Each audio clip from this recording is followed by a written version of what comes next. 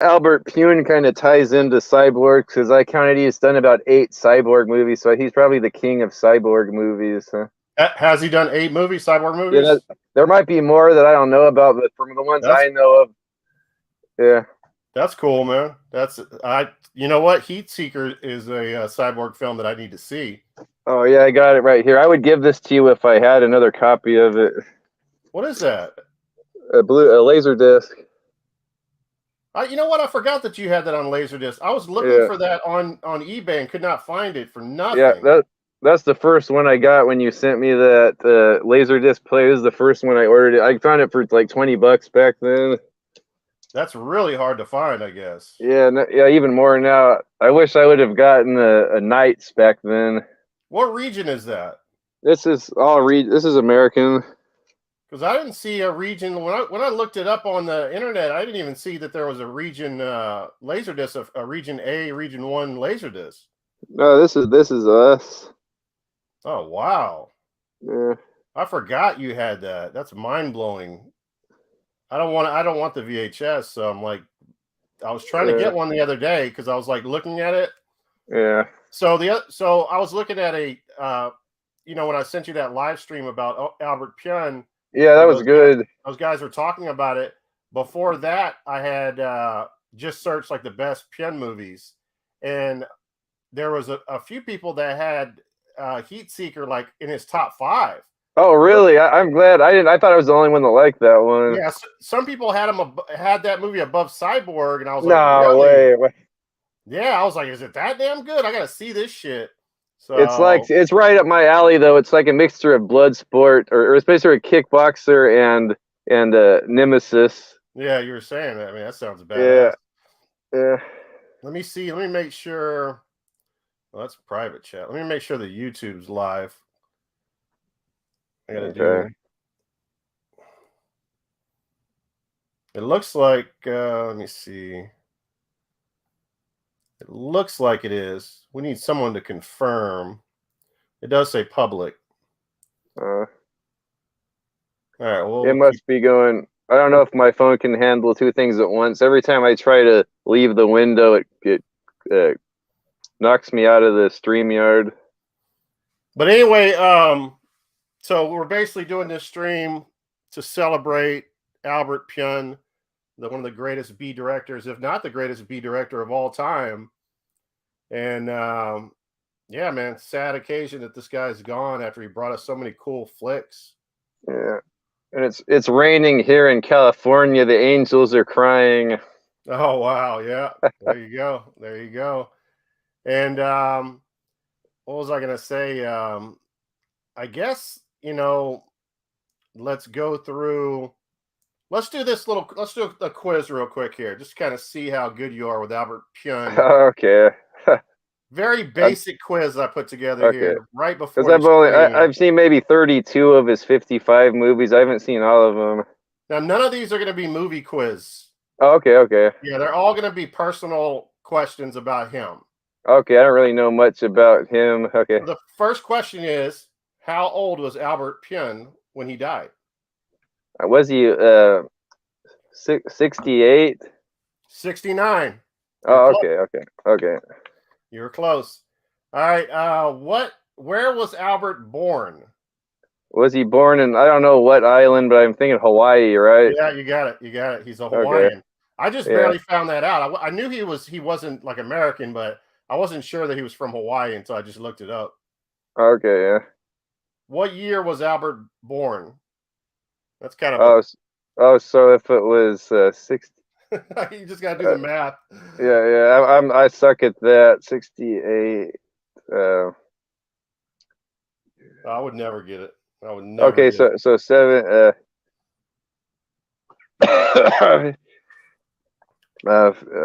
50. 58. 53. Oh, okay. See, I suck at that. All right, next up. What movie did Albert direct first? I'm thinking it was. I'm sorry, Was it there is a movie question. I forgot. Yeah, I got two movie okay? questions. I know it wasn't Cyborg. That's the one everyone like the first one everyone knows him for. I'm thinking it was.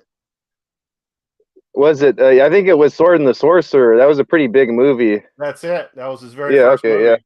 Yeah. Yeah, and See, that was a pretty big fantasy movie with a decent, or it had a low budget but a decent budget for his first big movie. And I think it's one of his most like praised movies. yeah, he started off with a bang. That Yeah. was a good start. Excuse me. All right, this is a tougher question. What movie did Albert direct second? Oh, was it? What's up, Super Duper Gaming What was World? it? How you doing, brother? Who was in there? Say Super Duper. Let us know if we sound okay and everything's looks good. A lot of times I sound muffled. I got the Skull Candy mic. Hopefully it sounds better.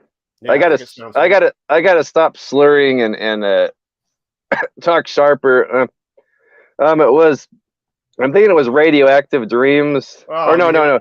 You hit it Oh, was out of that the it? park. That was it. Yeah. Right Yeah. on. Have you ever seen that? No, I haven't seen that movie yet. I can see the cover in my head right now, what it looks like. I haven't seen it. It's got your boy in it. Louis Gossett Jr. Dudikoff. Oh, Dudikoff. That's right. Yeah, he plays like a straight-laced character or something. Yeah. Yeah, he's kind of a weenie in that one. Well, look at this. Super Duper Gaming World's birthday is today. So yeah, happy birthday. Oh, happy birthday, my boy. That's awesome, man. How old dare we ask? Have you hit the 20, the big 20? 19? I'm gonna say I'm gonna say 18. 19. I'm gonna say 18, yeah. 19. He hit 19. All right, let's go. Right on, brother. All right, so let's just go through every movie that Albert Pyun directed. I almost feel like we should do the national anthem, like he's an American tradition. Just to kind of, like a lot of people don't even realize how many movies they've seen that he's made. Like the video store back then, like half the movies we rented back then, like guys our age were like him. Like you don't even realize like so many different movies. Like yeah, it's ridiculous how many movies he made. Yeah. You said he made 50 movies or close to that? Oh yeah, close to that. I don't know if all of them were completed or some of them might be. But he's credited to directing like on internet, according to Internet Movie Database, around a little over 50. But I don't know. Some of those probably were not completed. I know he was still trying to do movies before he died. And he has unfinished movies still out there, hopefully that can get completed one day. All right, hold on. Let me grab something real quick. Oh, shoot.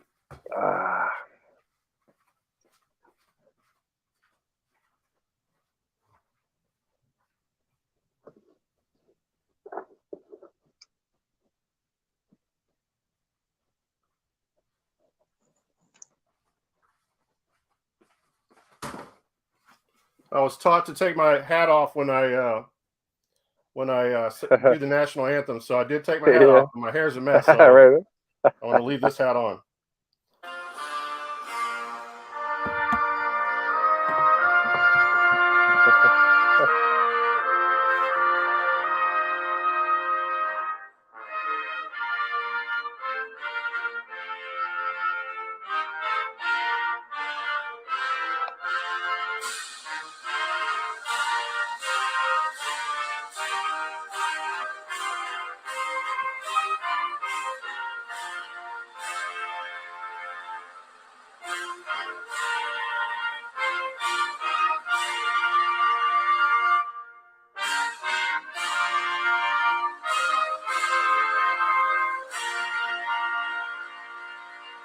Albert Pyun, ladies and gentlemen, Albert Pyun. Big name in EVs, trucks. Oh shit! I forgot my mic. I feel like we need to do a. Let me see it. I think one of these doesn't work. Say something. Can you hear me? There you go. I feel like we need to do a eulogy. Yeah. What do you do as a background for a eulogy? Like, what's the music? You're a music guy. What's our eulogy music? We can each give him a quick eulogy.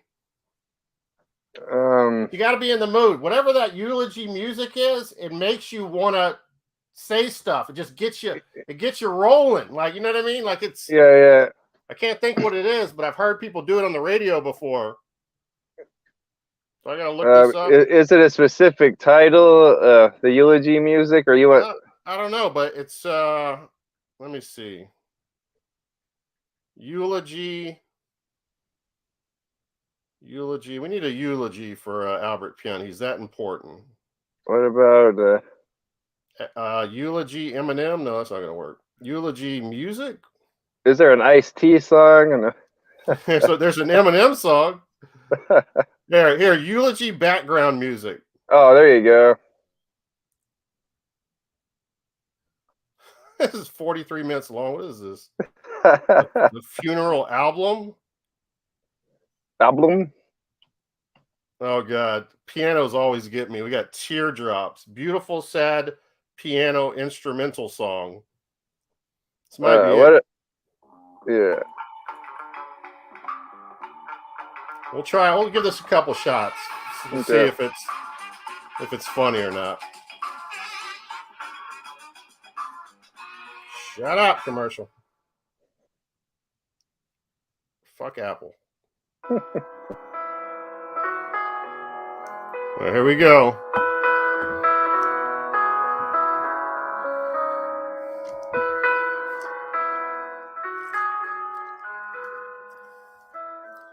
Albert Pyun. What a director this guy was. I remember the first time I watched Cyborg. I damn nearly cried 7 times. There's something about that post-apocalyptic world that he created. He died at 69. Hopefully he died doing the 69. His music or his movies meant so much to me. He made over 50 movies according to Tylord. He was a director that could make a movie with $50,000 or $50,000 or $50 million. It didn't matter. He was a special individual that probably never going to see anything like him again. It tugs at my heartstrings every time I think about the movie Nemesis.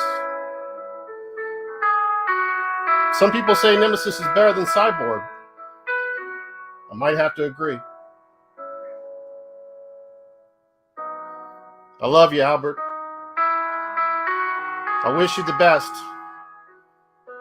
And now that you're up in the heavens in the sky, no more of these big budget directors are looking down on you anymore. You're looking down on them now. Rest in peace, Albert. Rest in peace, man.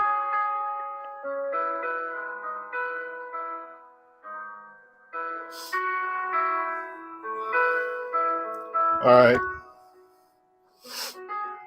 Sorry, I got choked up a little bit.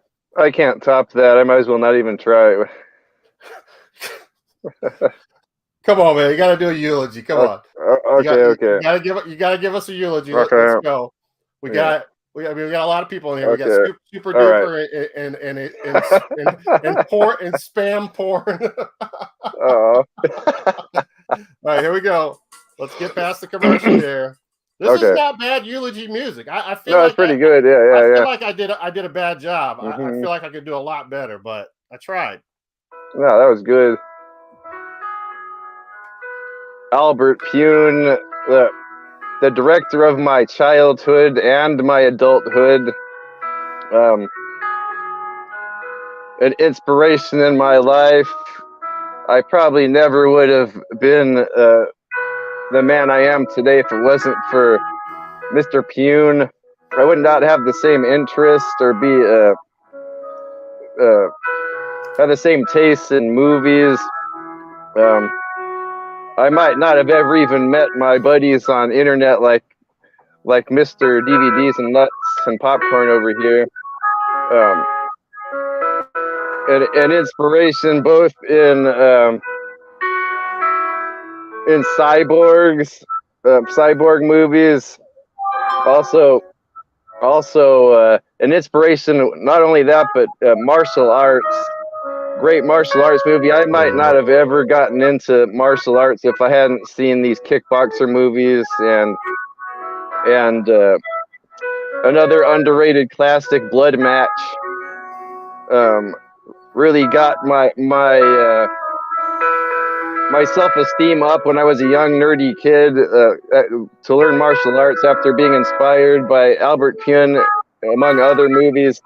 A man that captured my imagination, that kind of makes me a creative heart, a creative soul deep down,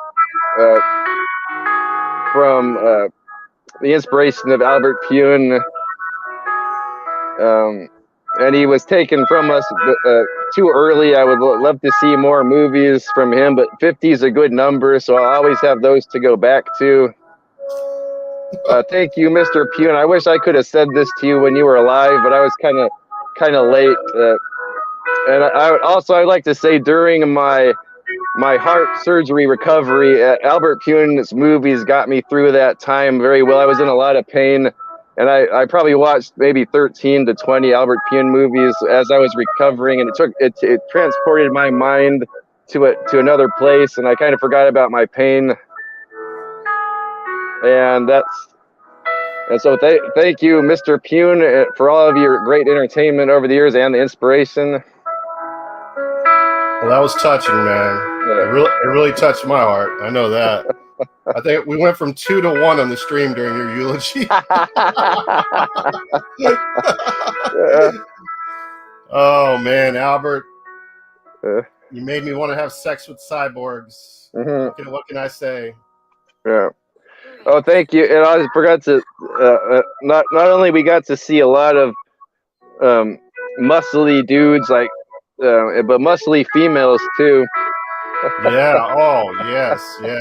Like he really appreciated the muscle porn or whatever. Appreciated the artistry of the muscles. Like, always had guys like Van Damme and Gruner, and then Sue Price, and the girl from Ravenhawk. She's kind of has the girl from yeah. She was in a few movies. Yeah, she was in the part 3 of Iron Eagle. I remember when I watched Nemesis, I thought it was the greatest movie I've ever seen in my life. Yeah, and people kept telling me, wait till you see part 2.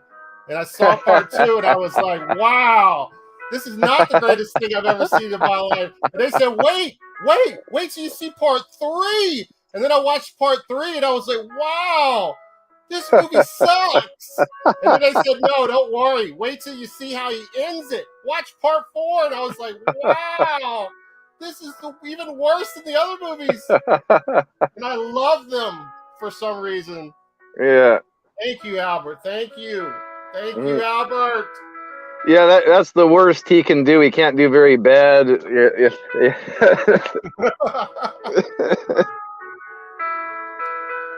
Oh man, I could just play this music throughout the stream. It's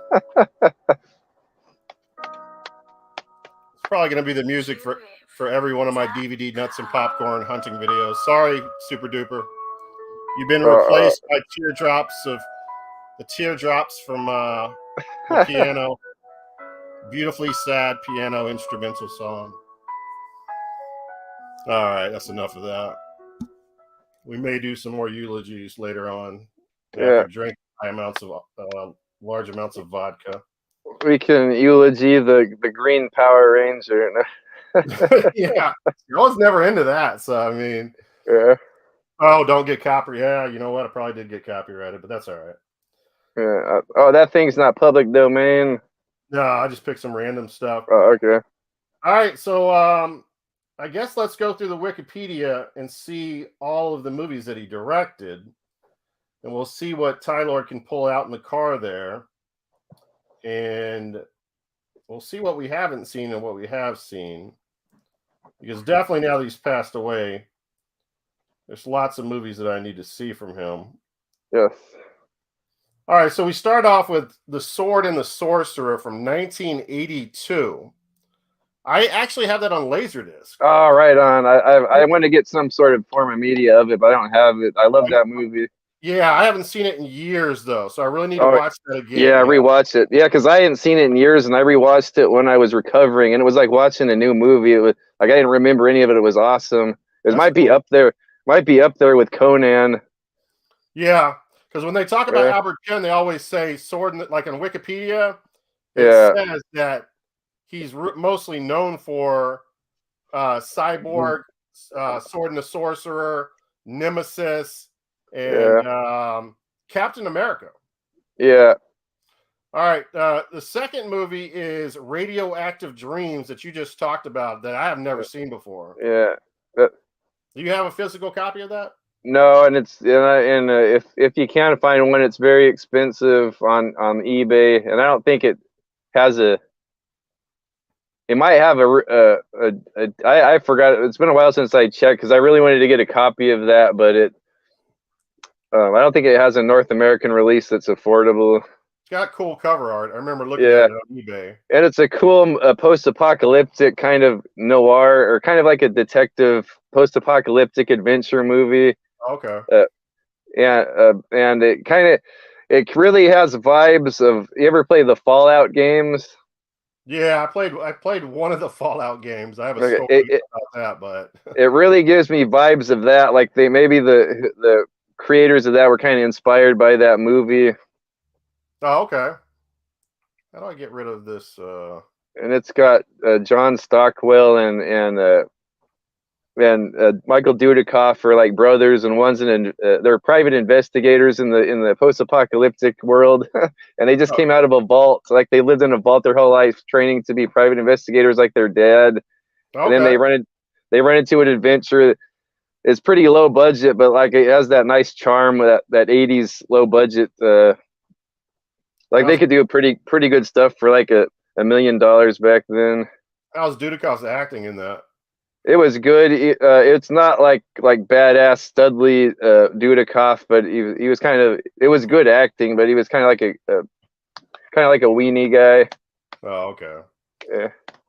All right. The next movie I have not seen. I don't even know anything about it. It's called Dangerously Close. It came out a year after Radioactive Dreams in 1986. Yeah. And I think there might be a physical copy of that. I'm not sure, but that's a high school drama thriller. And it's got our girl Carrie Lowell. How do you say her name? From License to Kill. Oh, Carrie Lowell. Yep, Lowell. Yeah. Yeah. She's in there. John Stockwell's in there again, and it's got our boy Tom Matthews. Tom Matthews is a regular or a mainstay in Albert Pyun. He's probably been in 30 or 20 of them. He must not play too big of a role in there. It says starring John Stockwell, Carrie Lowell, Madison Mason, Bradford Bancroft, and J.M. Pack. It's a pretty cool high school drama movie about the group. The student body group they're like a bunch of thugs, and they're in cahoots with some of the teachers that are corrupt, and they go seek out the troublemaker kids, and they harass them and shoot them with pellet guns, and they end up killing one of them, but they all keep it hush hush. And John Stockwell's like the leader of them, and he's like this rich preppy kid, and he's trying to get the main character. I forget the actor's name. He's trying to get him to join their gang. And of course, John Stockwell, he says, look, you can have all this. He has a mansion, and you can have, and his pretty girlfriend is Carrie Lowell. And there's a scene of her in the swimming pool, and the main character kind of falls in love with her. It's kind of like a suspense high school drama movie. Yeah, I have to check that out. So you said there might not be a U.S. release of that. So I'm not sure. There might be. If so, I'm going to have to get it. Yeah, you don't have physical of that one, right? No, I don't have a physical. All right. I'm going to skip the next one because it's not highlighted. So he must have had something to do with it. Vicious Lips, but he did not. Oh yeah, no, he directed that one. Oh, for some reason I don't know why that one's not highlighted. Yeah, that one is that's like a space sci-fi a musical movie with a female group. Oh wow. A female a rock group that one of them is killed, and they get a replacement for her, and they have to race across the galaxy to get to a concert in time, but their ship crashes on a planet, and there's like a monster on that planet. Sounds badass, actually. Yeah, it's fun. Yeah, That came out the same year as Dangerously Close. You had 2 movies back to back. yeah. And you don't have a physical copy of that? No, that is available on Blu-ray. I know. I'm gonna get that on Blu-ray. Yeah. All right, I gotta remember that. Yeah. Because that sounds really cool. And then I forget who it's. Yeah, go ahead. The next, go ahead. What you forget? What? I was gonna say I forgot who was in there. I'm sure it was a lot of the Albert Pyun regulars. Like it's been a while since I've seen it. I can't. So it's not highlighted. So when I click on it, it doesn't do anything. The other ones I can tell you exactly what's going on, but that one I'd have to Google it. Yeah. So the following year in 1987, he comes with Down Twisted. Yeah, and I thought you ordered a copy of that, didn't you? Let me look at this. Yeah, that's Carrie Lowell. This has oh, well, she looks like, oh, this has Courtney Cox in it. It does. That's what it says. Carrie Lowell's the main star. Yeah, Courtney Cox. Oh yeah, Courtney Cox is her buddy. She has a little part. Yeah, she is in it. But she, the cover looks like Alicia Silverstone. Oh really? I thought that was Alicia Silverstone. Oh no, that's Carrie. So no, I didn't order this. No. Oh, okay. Oh. So have you seen this one? Yeah, that's a good one. It's an adventure, kind of in the same vein as like Romancing the Stone. It's kind of like an adventure, a comedy. Oh, okay. And it's got, I forget the main guy in there, the main male lead. He's pretty funny. It's kind of like a buddy movie. Carrie Lowell is like an innocent college girl that gets caught up into this smuggling, or she gets caught up into some big plot. I can't remember what it is, but she ends up going into another country and getting kidnapped. And it's got Charles Rocket in it. Charles Rocket. I think he's like the main guy in it. Yeah, that's the guy. Yeah. Or Norbert Weiser. Norbert Weiser's the bad guy. He's a Albert Pyun regular. He's good in all of them. Oh, okay. All right. Super. I saw Fear with Marky Mark. Yeah, Mark Wahlberg. Yeah, it was pretty good. What, Fear? Yeah. That's Albert Pyun? No. That's another movie with Marky Mark and who was the girl in that? The blonde girl. Was it? It wasn't Alicia Silverstone. I thought it was Alicia. I thought it was Alicia Silverstone. No, it's not Alicia. It's the girl from. It's the blonde from Sweet Home Alabama. That movie. And also Clueless. No, not Clueless. I can't think of her name now. Look that up, Super. The girl that's in Fear. There's another movie called Fear about dreams and stuff. Oh yeah. And it's about this this nightmarish wooden guy. He's like made of wood. Oh right, yeah. And it's kind of a creepy movie, man. I remember seeing that and liking it. Yeah, that sounds pretty good. I remember seeing the cover. Yeah, the cover is like really, it stands out. Yeah. Okay, so after Down Twisted, the following year, I mean, the guy made a movie every year, if not 2 movies. Yeah. It's crazy. Alien from L.A. Oh yeah, and I got that. 1988. Yeah. Kathy Ireland. It's not very highly praised, but I enjoyed it. Oh yeah, I remember you talking about this one. It's a what do you call it? A canon movie. It has a really cool set design. It reminds me of even though no one likes the Super Mario Brothers movie, the little world underground in this movie reminds me, like the sets remind me a lot of that Super Mario movie. There's like this whole let me set it up here. Okay. Kathy Ireland. Let me see. Kathy Ireland is a young woman who visits the underground civilization of Atlantis. The film was featured on Mystery Science Theater 3000. The film is loosely based on Jules Verne's 1864 novel Journey to the Center of the Earth, with some minor allusions to The Wizard of Oz. Right. There's a lot of that. Oh, cool. But yeah, it's kind of like Alice in Wonderland or Wizard of Oz, but kind of like a sci-fi themed, like a Jules Verne-ish version of Alice in Wonderland. But the people don't like this because her voice is really annoying. She plays like a frumpy, nerdy little girl that happens to be super hot, but she has like this really annoying voice. But I thought it was kind of funny, kind of like how Pee Wee Herman has a weird voice and he's funny. But through the whole movie, she's this nerdy girl with glasses, and she has this really weird high pitch. She sounds like Minnie Mouse or something. But she goes on an adventure she goes deep and underneath through the earth looking for her father, who is some kind of archaeologist, and he's found like Atlantis, and it's under the earth, and there's like a whole civilization of people down there, and they think her and her father are aliens. So the government down there is trying to hide them and not get everyone all hyped about these aliens. They want to hide them, like it's kind of like E.T. sort of, but they don't want these. So it's kind of like the Anne Frank a little bit. They hide her in the attic. Is it one of those type of movies? No, she's she is hiding a lot, but the government's always out to try to get her. And she's meeting up with friends that are helping her out. She's meeting all these like crime bosses and stuff along the way, and they're all really weird characters. Like that little midget guy from Neverending Story plays like a mob boss, and he's really weird looking. He has like eyelashes that are like over his eyes. It's a weird. Are there Nazis in it? I don't think so. There's sort of like a totalitarian regime down there that runs the place, but. Oh, we got Retro Tiburon. The All right. Shark is in here. Yeah. Said, are we talking about Pat Tanaka? No, we are not talking about Pat Tanaka. Are we talking about Pat Tanaka?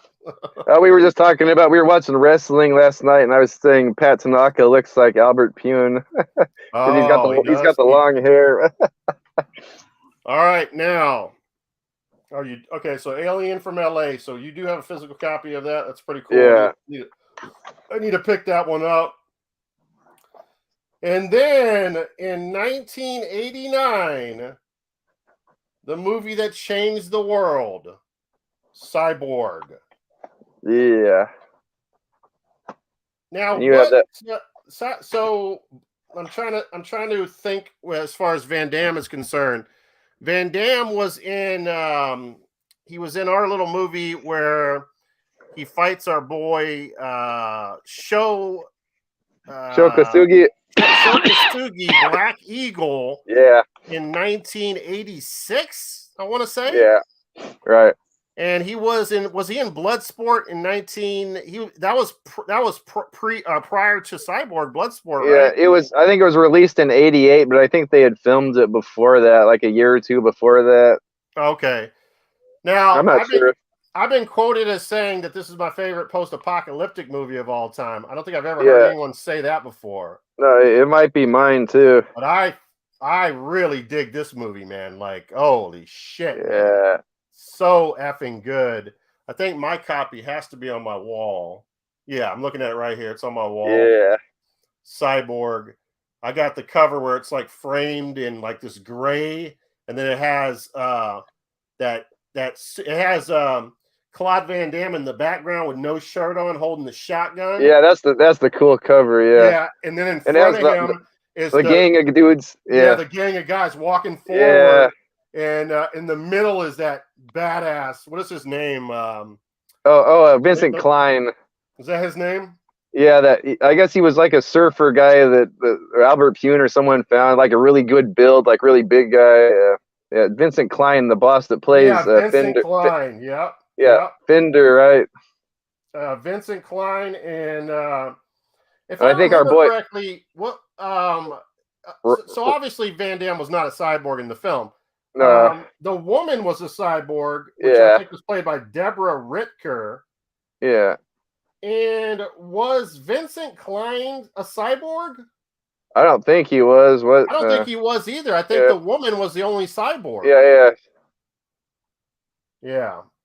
Like, it wasn't heavy on the cyborg effects, but it was just like a really great post-apocalyptic martial arts, like on the run movie. Dude, like I just remember and we've seen like great movies before, great westerns where they've done this, Yeah. and not only westerns, but like Yeah. Conan the Barbarian type of films or Yeah. whatever, where you leave someone out in the middle of the Yeah. desert, you tie them Crucified. Yeah. up, and Yeah. friggin' crows are pecking at you, Yeah. and you're gone. You're not gonna make it. Yeah. And I remember seeing Van Damme strung up like that, and I'm like, Ah, wow, this movie yeah. looks fucking cool. Yeah. I was like, this movie's fucking cool, man. I think he like someone walks up on him and lets him out of that, if I remember correctly. Wasn't the female like a beautiful female? She had a beautiful female sidekick too that was not a cyborg either. There was like blonde, that cute little girl he had with her. I think she gets naked at one point, and I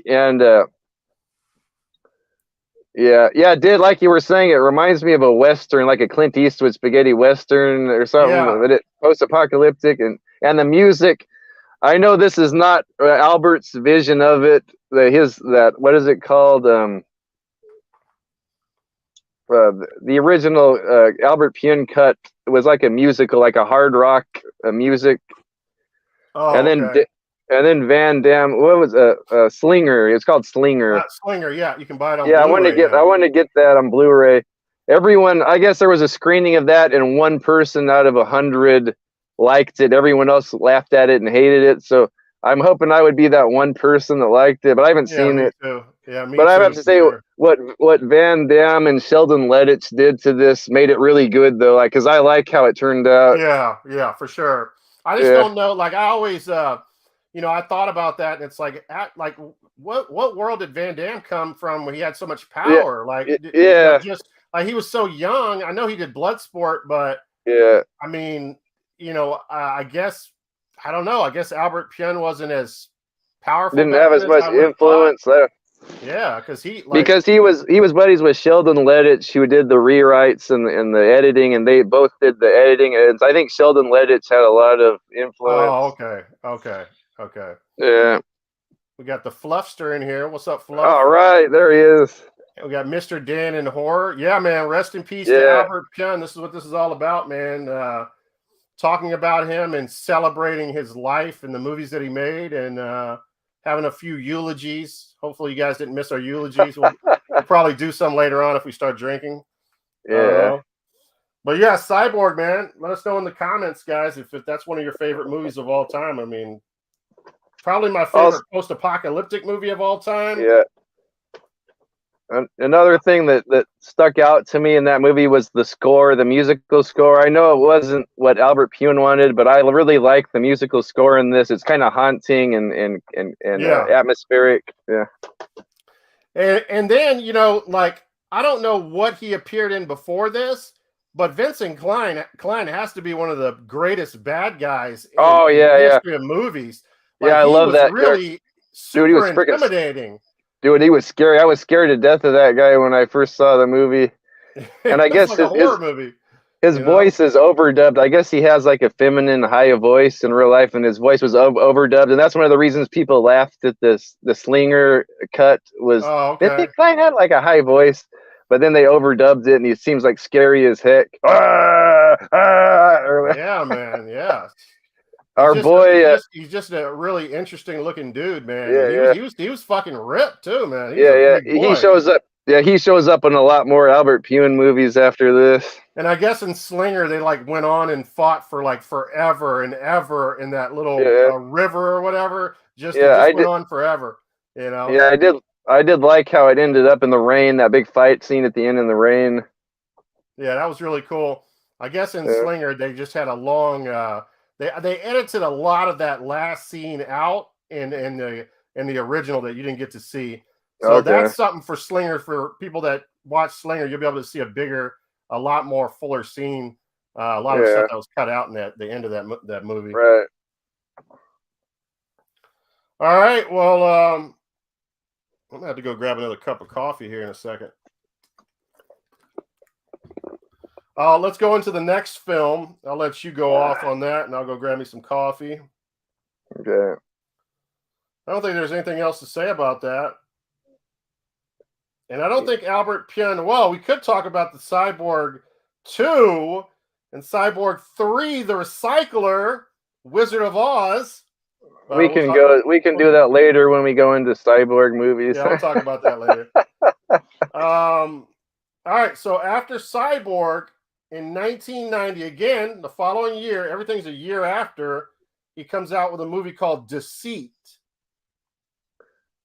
Is that one with Norbert Weiser? I haven't seen that one. It says 1989 minimalist science fiction film.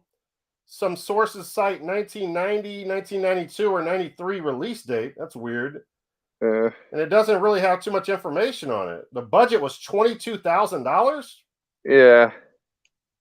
I'm thinking that's one I cannot find, and I've never seen it. I think it stars Norbert Weiser. I might be mistaken. Yeah, it does. It has Sam Phillips, Norbert Weiser, Scott Paulin. Okay. In it, produced by Tom Karnowski, written by Kitty Chalmers, and distributed by the 21st Century Film Corporation. So this is like a real small budget film that he did that kind of everybody missed, I'm sure. Yeah, I got to see that one. Excuse me. All right, so we'll skip past that one. And then the same year, he directs the 1990 Captain America. Right. Now, I'll go get coffee now because I don't watch hardly any superhero movies. So that one was, from what I remember, it had a theatrical release because I was at the movie theater as a kid when Batman was big in '89, and I remember seeing the poster of it at the movie theater, and like, wow, they're going to do a Captain America movie because Batman is so big. They probably just threw it together to keep the license or whatever, to throw it out there fast. And Albert Pyun can make movies really good, really with a low budget. And he doesn't take him too long to make them. But I enjoyed it when I was a kid. The Captain America movie. The main guy was a good Captain America, from what I remember. And I think Ronnie Cox from Total Recall and what else was he in? Beverly Hills Cop and RoboCop. He was the president in that movie. And the Red Skull was pretty cool. The effect, like he had at the beginning, he was like the Red Skull. The makeup looked really cool. Later on, like he had plastic surgery, so he looked like a scarred up man.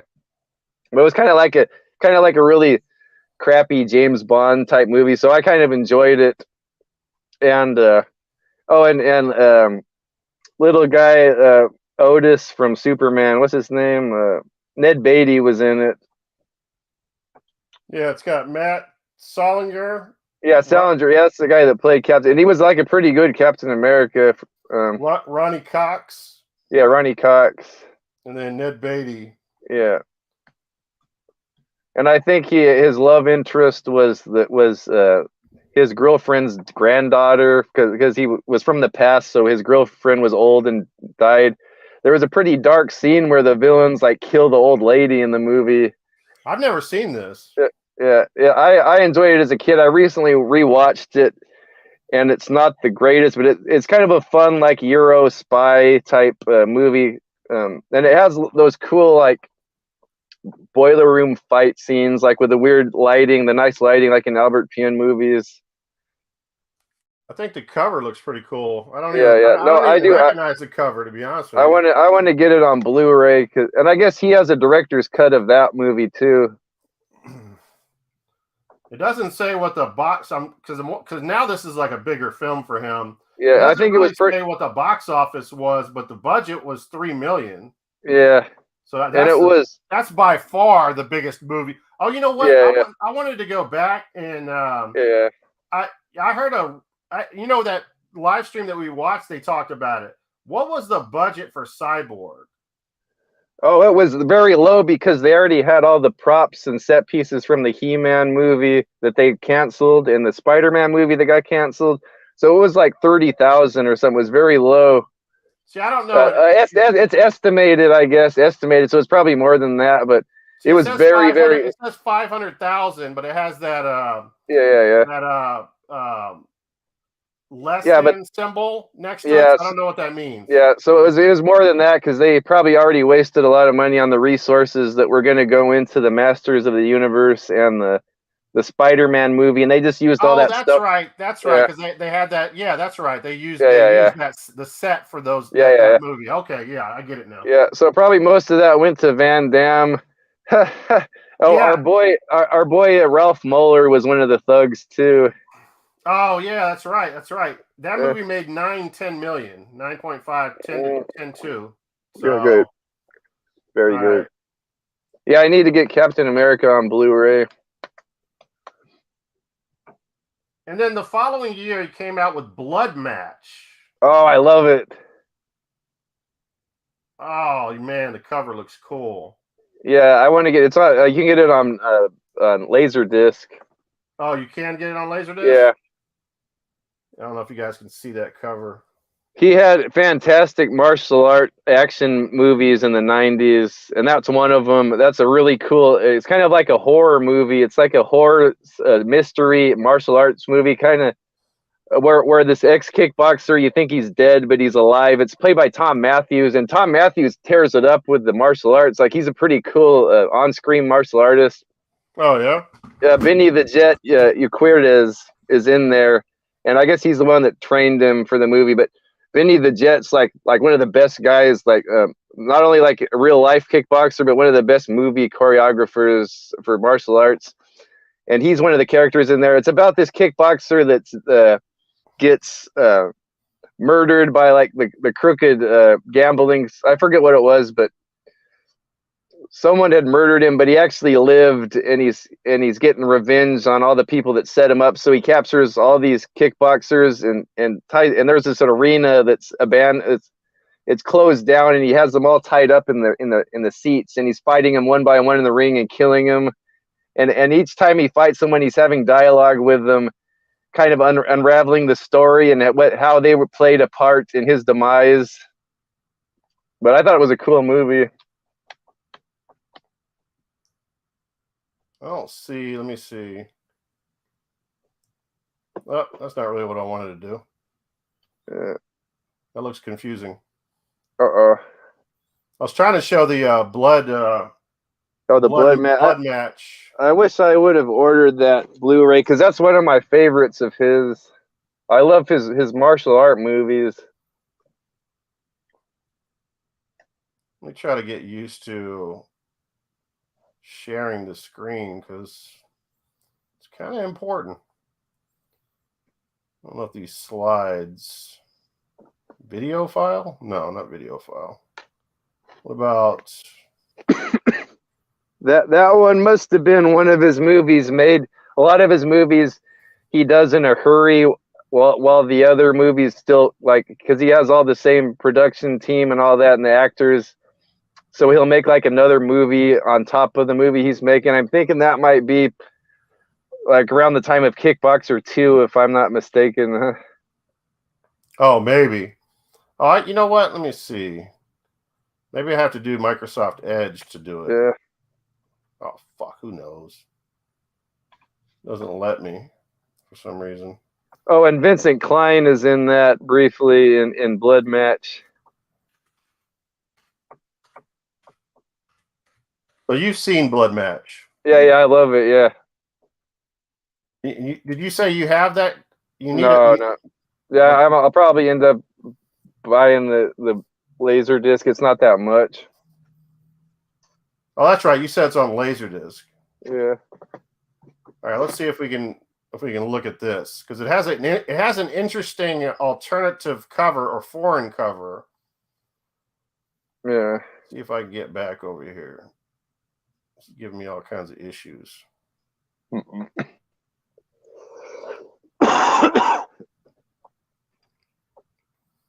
All right, where did the live stream go? Uh-oh. Can't find it. I'm lost. Looks like we're still on. There it is. All right, let me see if I can share this now. Share screen. Window. I don't have any windows. I don't see any windows there. What is this? I don't get it. I'm sharing this, but I don't want to show this. I want to show something else.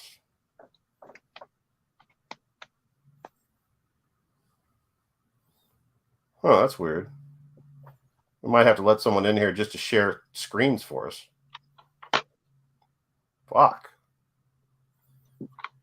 Tiburon, you ready to be the screen share? I need somebody. I need help. I need help. Anybody. I'm on my phone, so if I try to deviate from this window, it's just gonna make it crash, and I'm gonna get booted out. I don't know why I can't figure this out. All right. Well, you know what? I'm just gonna leave it alone. I'm done with it. I'll figure it out. Maybe I need to drink. All right. Castellar Garcia, Nemesis Part 1 was great. Man, Nemesis is the shit, bro. Yes, sir. We're getting to that, I'm sure. Yeah, all right, so next movie after Blood Match was Kickboxer 2. Yeah, I love it. Now, the first Kickboxer was Van Damme, right? Yes, yeah. So he did Kickboxer 2, and then he did another one later on we're going to talk about, but he did not do Part 3. Yeah, I'm surprised, yeah. But I heard 2 and 4 are pretty badass. Yeah, I like them, especially. Yeah, I think I love 4, but it's not praised as much as this one. A lot of people prefer this even to the first one. I don't know if I'm there or not. I might actually prefer this to the first one. Doesn't have Van Damme, and it does that crap where they kill off the character because the actor isn't there anymore. So this is like Van Damme's brother, his other brother. Oh, right. Sasha Mitchell, and he's a pretty good replacement. And then the same Michelle Kesey's back. He plays Tong Po. He plays the same villain, so the villain's badass in this. And the villain's handler is Kerry. What's his name? Kerry Tagawa. Kerry Hiroyuki Tagawa is the bad guy. He's like the mob boss. That Tong Po's handler. Yeah, he's another really cool guy. Bad guy. I love him in film. Yeah, and Matthias Hughes is also in it. Sasha Mitchell fights Matthias Hughes in his first match. Oh, okay. That's cool. Yeah, really. This is a cool movie. Like, they're trying to harass him to get back into kickboxing, and Tong Po has a vendetta to fight this guy because he killed his brother, so he wants to redeem himself by actually fighting him in the ring. And he has the same little trainer guy come back and help him. Van Damme's trainer. What was that little guy's name? I don't think I've seen this. You know what? And the crooked promoter in here is Peter Boyle from Young Frankenstein. Oh, wow. Let me see. Let me click on this. Kickboxer 2. The Road Back. Yeah.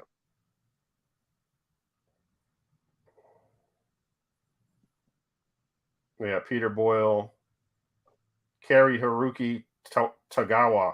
Yeah, he's a cool. That's another really cool villain character, or plays good. We'll see him later on in another Albert Pyun. Is that his name? Kerry Hiroyuki Tagawa. Is that's the bad guy? That was in the first one and the second one? No, that was Michelle Kesey. Will play Tong Po. Kerry Hiroyuki Tagawa is new to this movie, but he plays like the manager of the bad guy. Oh, I see it. It says Michael Kesey. Yeah, Michelle Kesey. Oh, Michelle Kesey.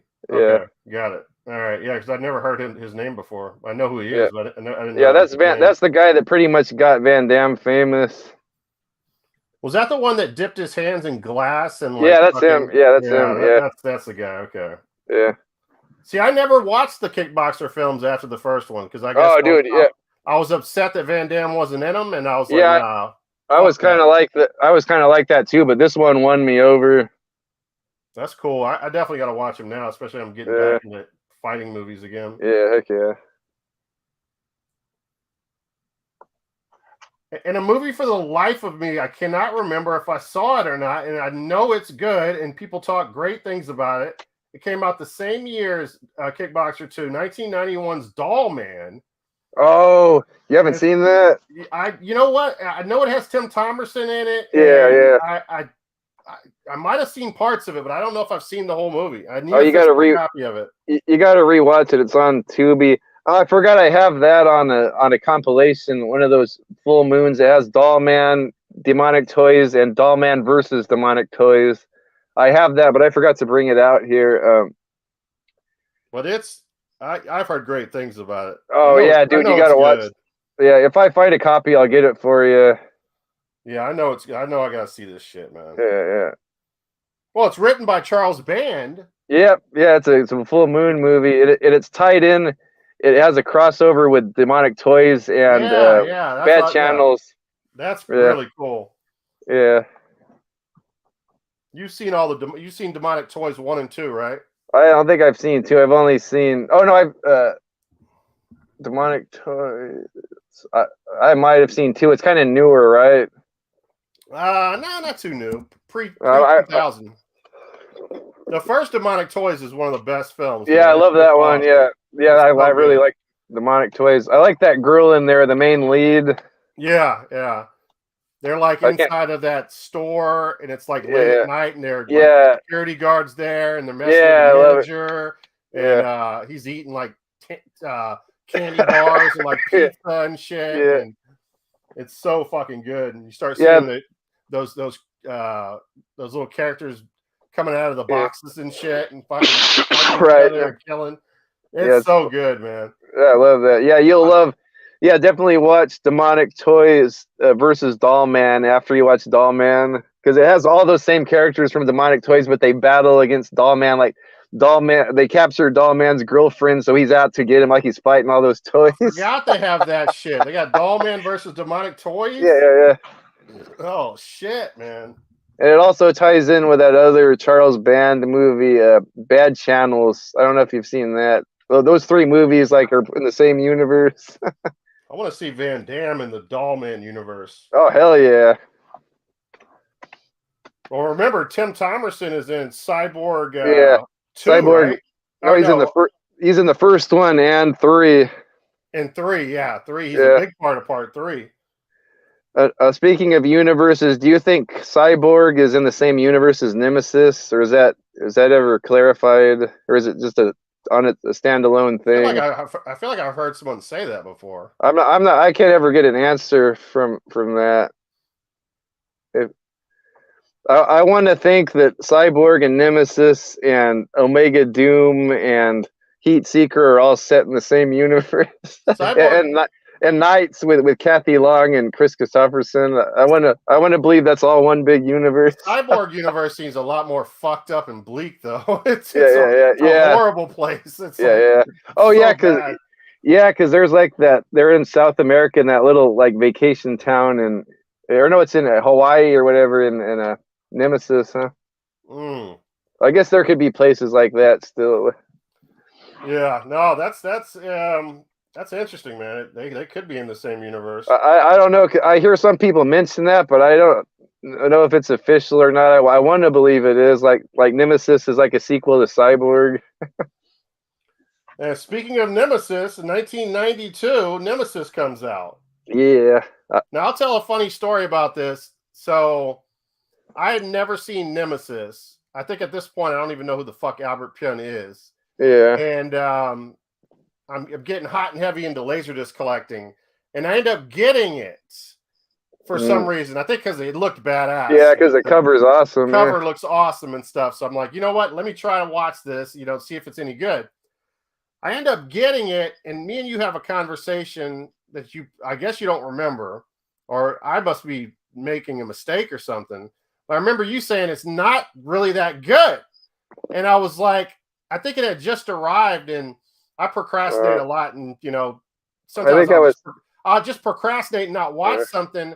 But I think when you said that, it even went further into my procrastination. I was like, oh, it's not that good. I might watch it.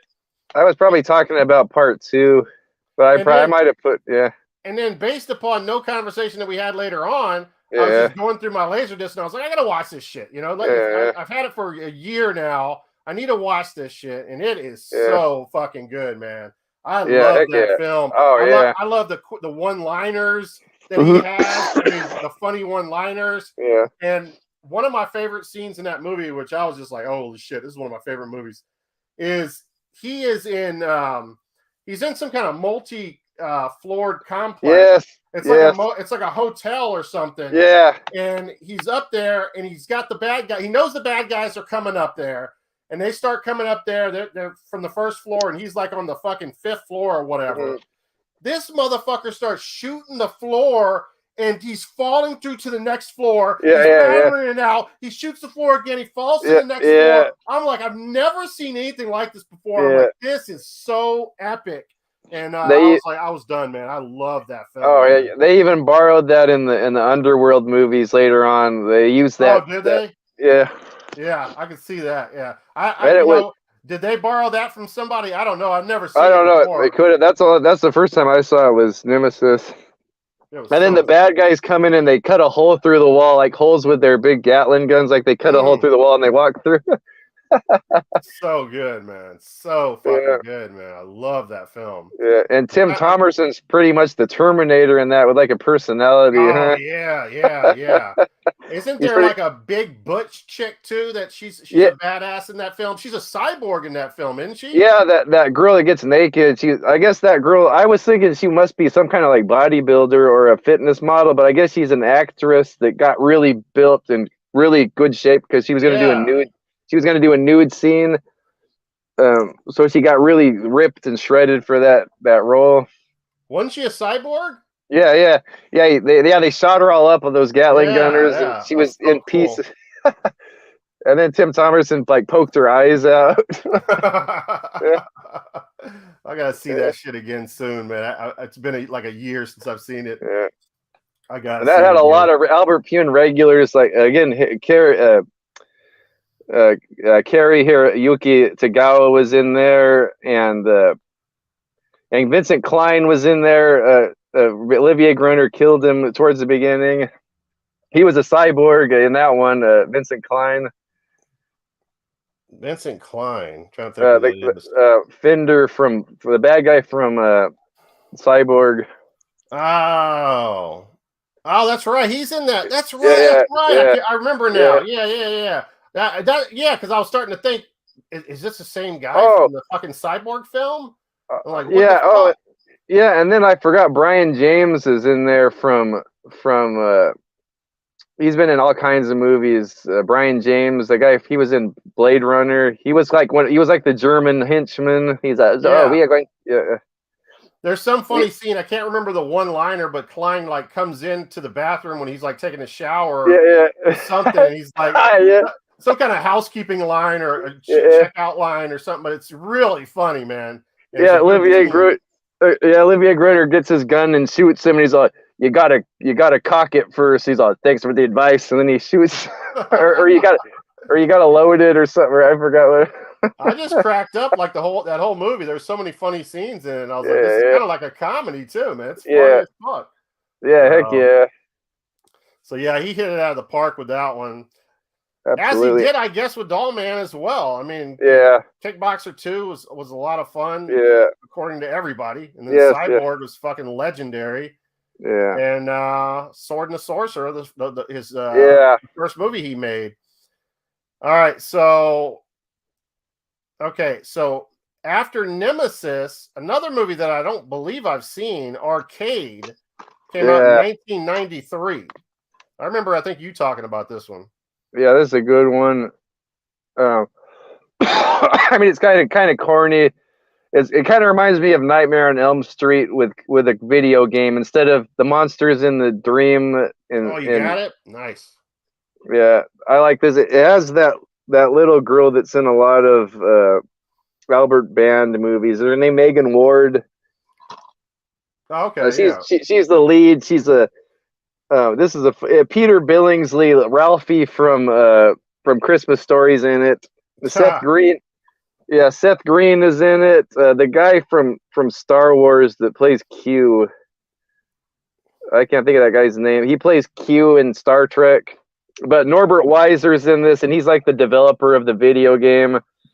But this is it kind of reminds me of a mixture of Friday the 13th, or pardon me, Nightmare on Elm Street. It's like a mixture of Nightmare on Elm Street and Ready Player One. This movie right here? this movie? Yeah.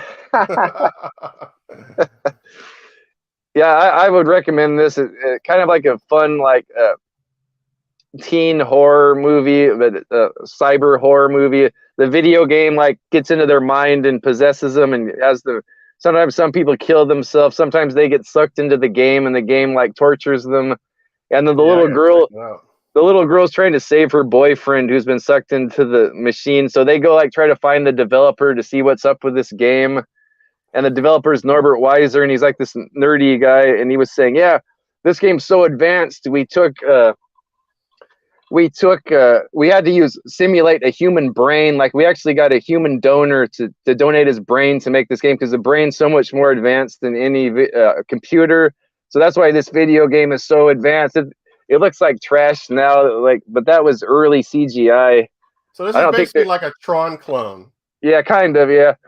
But this computer, we used the guy's brain to simulated this man's brain to make this game, to make it so powerful.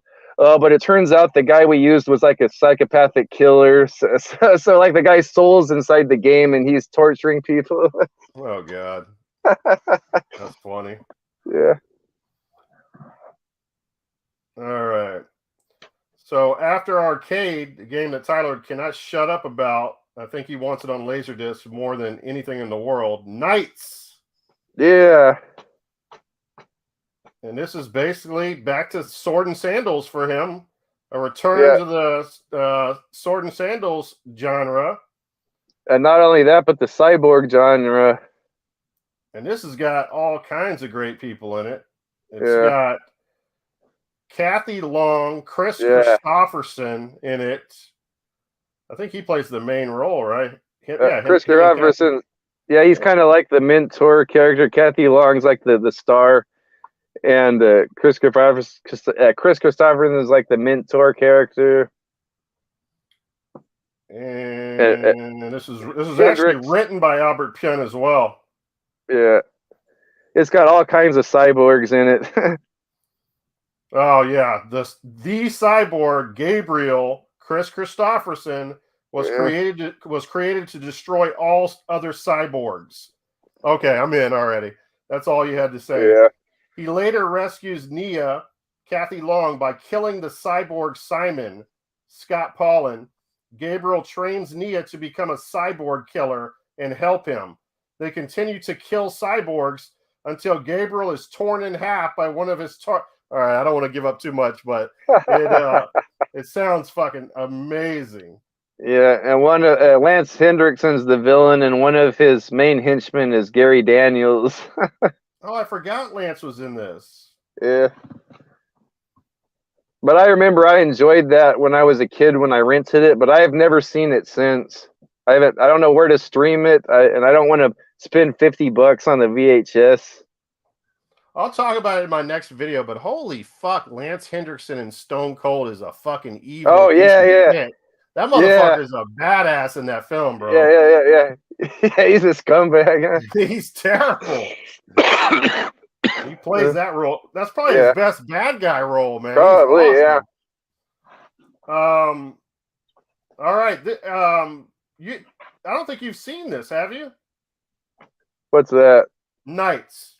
Oh no, I've seen it when I was a kid, but I haven't seen it ever since. Oh, okay. This is one that you need. Okay. Yeah, and I don't want to spend $50 on the VHS, and it's not even on YouTube to stream.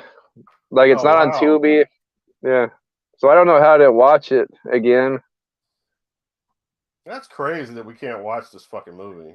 Yeah, that's another one. He gets these really unique lead characters, like he got Sue Price and that other buff chick, the really pretty one from Ravenhawk. But this other girl, Kathy Long, super beautiful, but she's like legit badass kickboxer, like probably one of the best female fighters of all time. Like she could probably kick a lot of men's asses. She trained so hard. She was like she almost was like abused, like how hard she trained. It was almost like physical abuse, like what a great kickboxer she was. But she was also very beautiful and looked good on film in that movie. Do you think after Albert dying that we're going to get a big collection, I'm hoping. release Oh, Yeah, I that'd hope be so. nice, man. Like you I got, was hoping people get hyped up, or I was hoping maybe some of the local theaters would play some of his movies so I could go see, or like there'd be new physical releases. But I haven't heard anything. yeah. Yeah, hopefully they'll come out with some collections. The Yeah. Albert Pyun collection with Oh 20 yeah. movies, a box set, man. I would Oh be yeah. all over that shit. Even if there was just all the Cyborg movies on one box set. Dude, I want to make sure I'm not messing this up. Was it Lance Hendrickson? Lance Hendrickson. I watched a Buck 25 movie last night called Derailed. Oh yeah. And I swear Lance Hendrickson was in it. And it's like, but you don't know it's him. He's so old. Oh yeah. And I just like, they show him briefly in the beginning and you're like, oh, that's just a lookalike. That's not him. And then they show him later on. You're like, wait a second, that's got to be him. And you're like, oh no, that's just a lookalike. And then it starts, the credits start rolling and you see his name and you're like, holy fuck. You're literally looking at him and you can't tell it's him. Like he's all gray. He's old as hell. He's got to be at least 80 years old. He was kind of like old or middle aged in even like the 80s, right? Yeah. I was just surprised to see he was that. He had digressed so much. I think he's just really old. He's got to be at least 80. All right. So after Nights is a love story called Brain Smasher. Oh, that's the one I got to. Yeah, that's the one I got to see with Edward Dice Clay and Terry Thatcher. Oh, that's right. It does have Dice Clay in it. Yeah, that's the one I want to see, and I can't find that one anywhere. I hear that one. This looks like a Streets of Rage type of movie. Yeah. You know? Yeah, there's like ninjas and stuff in it. A Love Story is a 1993 American romantic comedy film written and directed by Albert Pyun. It stars Dice Clay as Ed the Brain Smasher Malloy and Terry Hatcher as Samantha Crane. And the plot is Ed Malloy, a tough bouncer from Portland, Oregon, is dragged into a twisted web of lies, magic, and kung fu. Samantha Crane is a glamorous supermodel who has everything except for true love. Her sister, Cammie, is an Indiana Jones-styled botanist in search of a very rare lotus flower. Meanwhile, a group of Chinese Shaolin monks with high-flying martial arts powers are in search of the lotus as well, because they believe that whoever eats its petals will gain infinite powers. They also indignantly protest, "We are not ninjas," when anyone mischaracterizes them. So they're Shaolin monks. Yeah. Well, that sounds pretty interesting. Yeah, I really want to see that one. It doesn't have thriller in the title, which is kind of weird. It's an American romantic comedy film. Yeah. I don't know. I like the title. Brain Yeah, me Smasher. too. Interesting. Yeah, it sounds like it would be a beat 'em up game or something. Yeah, right. All right, and then so listen to this. 1993 comes out with Arcades, Nights, and Brain Smasher: A Love Story. A triple fucking feature there in 1 year. Yeah. And then in 1994, Kickboxer 4. Yeah. And this has our boy, I can tell, he looks very familiar here, Sasha Mitchell. Yep. Yeah. Looks like everybody's back, huh? The guy that plays Tong Po is different, but he has like prosthetics on to make him look like the other guy had prosthetics on too. He's not Asian. He's like a Frenchman. Oh, okay. But this guy is a different guy that plays Tong Po. Yeah, but Sasha Mitchell's back. And for a while, this was my favorite Bloodsport ripoff. Like, this is a cool movie. Like, he's going to Mexico to save his wife. His wife is kidnapped. It sounds like a video game. His wife is kidnapped by Tong Po, and he has her as like a sex slave, and he has all these women as sex slaves. But he also runs a mixed martial arts tournament every year So Sasha Mitchell goes and infiltrates, like he becomes a competitor in this tournament.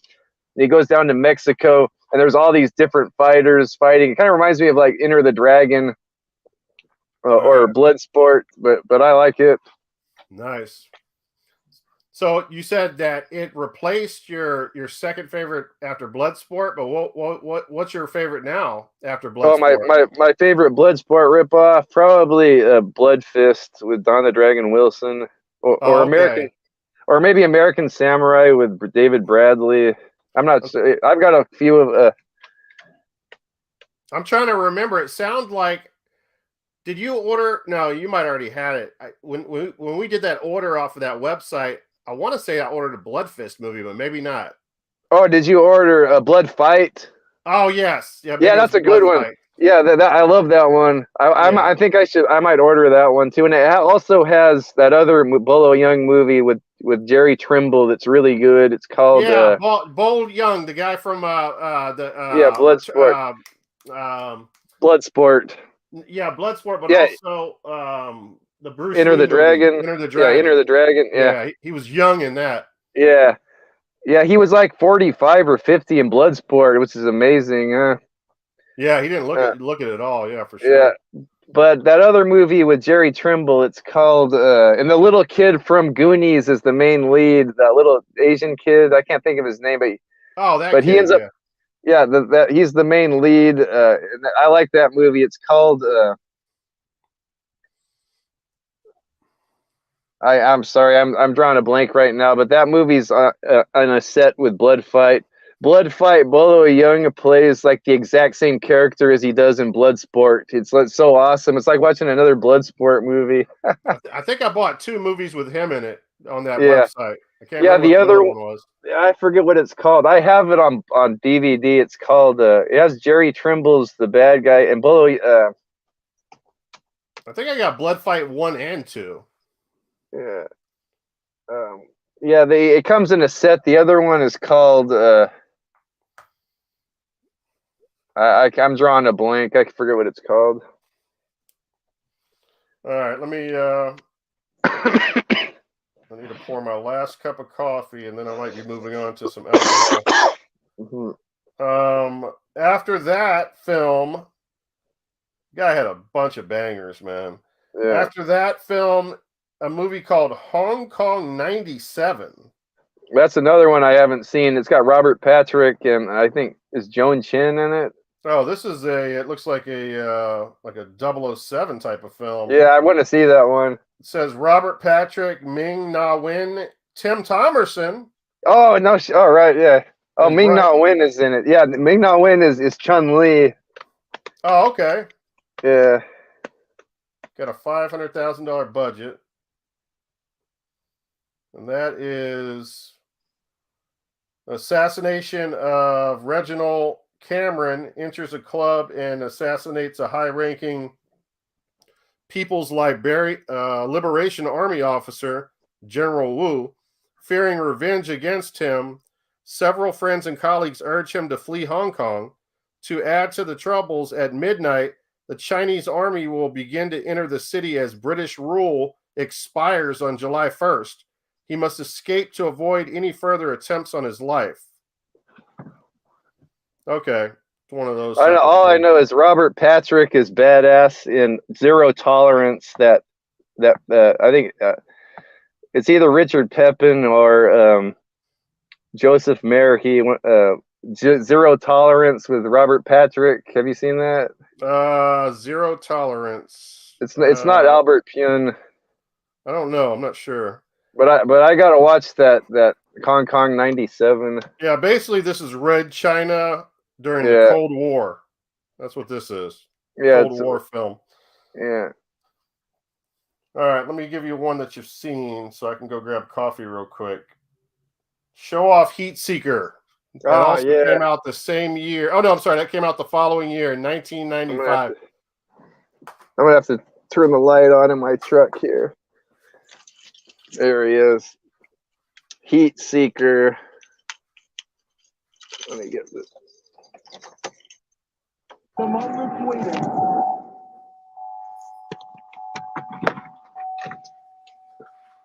Here it is on Laserdisc. That's the only way I can find it. You can get it on VHS, but I prefer Laserdisc. I really wish this had a DVD release in North America or Blu-ray. Okay, so if you like Nemesis and Cyborg, and you like Kickboxer 2 and Kickboxer 4, this is like a hybrid of all of them. Heat Seeker here, and it's got a lot of Albert Pyun regulars and a lot of cool martial artists in here. It's about in the future there's these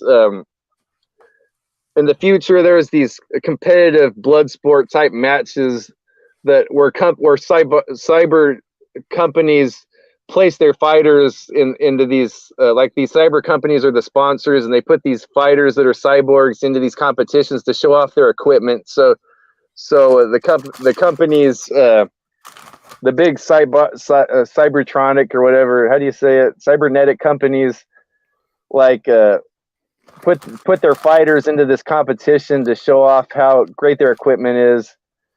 But the guy that's been winning it all the time is a regular man with no enhancements, and it's played by Keith Cook from he's from China O'Brien and King of the Kickboxers. Okay. And you probably recognize him. He plays Sub-Zero in the Mortal Kombat movies, but he's the main guy, Keith, and he's badass in this. Keith Cook. But he's a human fighter, and all these companies hate him because he's just a regular human, and he's kicking the ass of all these cyborgs, and they're trying to sell their products. But the main bad guy in this is Norbert Weiser, that runs the tournament, and his main fighter is Gary Daniels, who's a cyborg fighter. Wow. I gotta see this shit. Yeah, and Keith Cook's girlfriend is that very beautiful Tina Cote. You've seen her in a lot of Albert Pyun movies. Oh, you know, wow. Tina. She was in Nemesis 2. That really beautiful girl, like with pretty eyes. Oh, okay, yeah. Oh, yeah, I remember her. Yeah, she's in and then Tim Thomerson is in this one too. He plays like one of the old businessmen or the elders or whatever. Really cool movie. And then it has a lot of fighting in this, just like blood sport, but with cyborgs. So every time someone loses, like you'll see their eye come out, and it's a cyborg. It'll break their leg, and it'll be like a cyborg joint. Oh, so wow. It's kind of So it's kind of like a blood sport meets cyborg. Oh, and our boy, what's his name is in here? Tom Matthews. He's one of the fighters in here, and he's kind of like Keith Cook's buddy, and he has some pretty cool matches. I think Gary Daniels kills him. Man, that sounds awesome. Yeah, you got to watch this. I would give this to you if I had it some other form of it, but this is the only one I have. No, I'll keep that. That's fucking bad. And it has a really awesome cover there. Yeah, it is really cool. You would think this would be like a Terminator or a Nemesis movie or something. But it's a very cool martial arts action. I need to don my wall with that one. Yeah. Those. So I don't think I've even mentioned this. So, during my room tour, I showed off my Laserdisc, how I decorated the room. Yeah. Well, I kept the Laserdisc inside of the fucking covers, and I started having mishaps. They started falling. Oh, no. So I had damage done to Laserdisc. I had damage done to Laserdisc covers, and then I had Laserdisc crack. Completely. Oh, no. Yes, I had one crack in half completely, and I was fuck this shit. I went and took everyone down. I took the Laserdisc out of it. I found movies that I thought sucked, took their disc out of those, and I put sticky notes or whatever and put I wrote what movies are in there. And I don't keep the disc anymore. These are just art covers now. No, that's better doing it like that. Man, I was just heartbroken, dude. Cyborg fell, and it has a little damage on the side of it, but will it still play? No, the disc was fine, but the cover had a little bit of damage. But so that was a fun few days. I was like, man, I would wake up in the morning, there'd be a Laserdisc on the floor, and I'd be sleeping at night, and I'd hear a Laserdisc hit the floor, and I was like, motherfucker. So, all right, so after Heat Seeker, Nemesis 2 Nebula. Oh, there we go. 95, baby. Oh yeah. So I have that same one. Yeah, I kind of want to put the posters up in here. It doesn't have a little poster. Yeah, I think it does. That's right. I forgot about that. The one thing I'll say about those films is, or that, you can say this about Albert Pyun in general. He shoots in locations that are badass. Number one. Yeah. And he has real explosives. I mean, this is no Yeah, CGI. Like, you can say what you want, but those those films right there, they were shot in like these abandoned like factories, right? Yeah. Like these, he finds the really great locations. Yeah. Yeah, it was really cool. The locations, like Yeah. I think he used the same location in every fucking movie and all the Nemesis, like 2, 3, and 4, which I don't blame him because it was such a great set. But he used real explosives. Like, I'm talking about some dangerous shit. He's like blowing shit up left and right. Another thing is his lighting and cinematography. All of his natural lighting and all that, and how like he gets these people like Sue Price, and he really like knows how to artistically show their muscles and how the light shines off of the muscles and all that. Oh yeah, he really showed her off in part 4. Man, she was so beautiful. Oh my god, that movie is such a trip. Yeah, but yeah, definitely not as good as part 1, but they have a special place in my heart, man. Each one of them. Oh heck yeah! They're fun to watch. Yeah, I especially enjoyed the commentary or the interview he had on each one of these. Yeah, I was telling you about that, man. Yeah, I listened to the commentary before I watched each of the movies, and I'm glad I did, man. Really cool. Yeah, heck yeah. The good 30 minutes per film. Yeah. All right, after Nemesis 2 Nebula was Omega Doom. Oh, and I got another one that I haven't fucking seen. Yeah, I got that on the double pack with Blind Fury. Oh, I forgot you got that. Damn. I need that shit. What's the other one on there? Blind Fury? Yeah, which is another great 80s action movie. Or is that 90s or 80s? What's your favorite Rutger Hauer movie? Probably Blind Fury. Blind Fury? That's where he's a blind guy, right? Yeah, it's kind of like it seems like it would be like a Seagal movie or a Van Damme. I don't know. I really like Omega Doom though. It's from the 90s. What did you say? 93? Omega Doom was 1996. Oh, 96. Wow. Yeah, another cyborg movie you would like. This one, it almost seems like it's set in the same universe as all those other ones. It looks like it's set in the same town as Nemesis 4. I don't know if it is, but it looks like some like old tore up European town, like abandoned.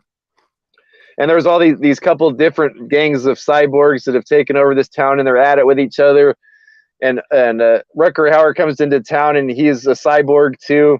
And everyone in this movie, when they walk, it goes zzz, zzz, zzz, zzz. Like every single character in this movie is a cyborg. There's not one human. Wow. And Norbert Weiser's in it, and he plays a little head. Like when Rutger Hauer comes into town, he meets his head, and the bully gang of cyborgs is kicking his head around. He's all, "No, don't kick me! It hurts!" Like, so that little bald Norbert Weiser head becomes friends with Rutger Hauer, and he kind of knows about the place. So he's kind of like his little comic relief sidekick. That little head. And then Tina Cote again. She's like the main villain in this. And there was this gang of female cyborgs that kind of look like Matrix. Like they have black leather coats and short black hair and sunglasses. They kind of look like stuff from the Matrix. But that Tina Cote is like the leader of them. There's no humans in that whole entire movie? Nope, everyone's cyborgs. Rutger Hauer, they talk about the humans that are coming, but Rutger Hauer is like the only cyborg that's fighting for the humans, because like he used to kill humans, but then like one of his circuits got fried or whatever, and he grew a conscience, and now he fights for the humans. So he's like, that's what I was going to say. If there's no humans in it, there has to be that element of someone being more human than the other side. They have to have that contrast. Yeah, that makes sense. Sounds like C-3PO Super Duper Game. Yeah. Hell yeah. Yeah, another one that I need to see. Yeah. If I find it again at Rasputin's, I'll get it for you. But that's the only one I found.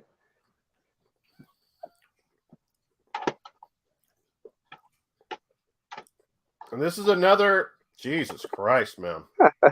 This guy had 1, 2, 3, 4, 5 fucking movies in 96. Yeah. That's unheard of. Yeah. That's probably why people wanted him. He could get stuff done fast, like very well done for the short time he had. And I think a lot of times he would make do like 2 movies on one production or whatever. Yeah, he's known for that for sure. Like Cyborg or like Nemesis 4 and that Adrenaline with Christopher Lambert. Those were both like the same actors and the same sets and everything. Yeah, because remember he shot Nemesis 2 and like 3 back to back in the same sets. Nemesis 3 and 4 were like done at the same time, basically. Yeah. All right. Next film is Adrenaline Fear the Rush. Yeah, that's the one. Yeah, that's the one with Christopher Lambert that was shot in that European town. Christopher Lambert and Albert Pyun. Yeah, and it's kind of like a horror movie. It's like it reminds me of Resident Evil. It's a badass movie. Yeah. What? Yeah. Oh, I gotta see this. Is there a prison? Is there a prison in this movie? You know what? Yeah, there is. Lambert in a prison? Yeah, there is. Yeah, he goes. The monster goes into a prison, and they follow him into the prison. Yeah. Yes. I am fucking in love with this movie already. Yeah, but it really reminds me of like Resident Evil.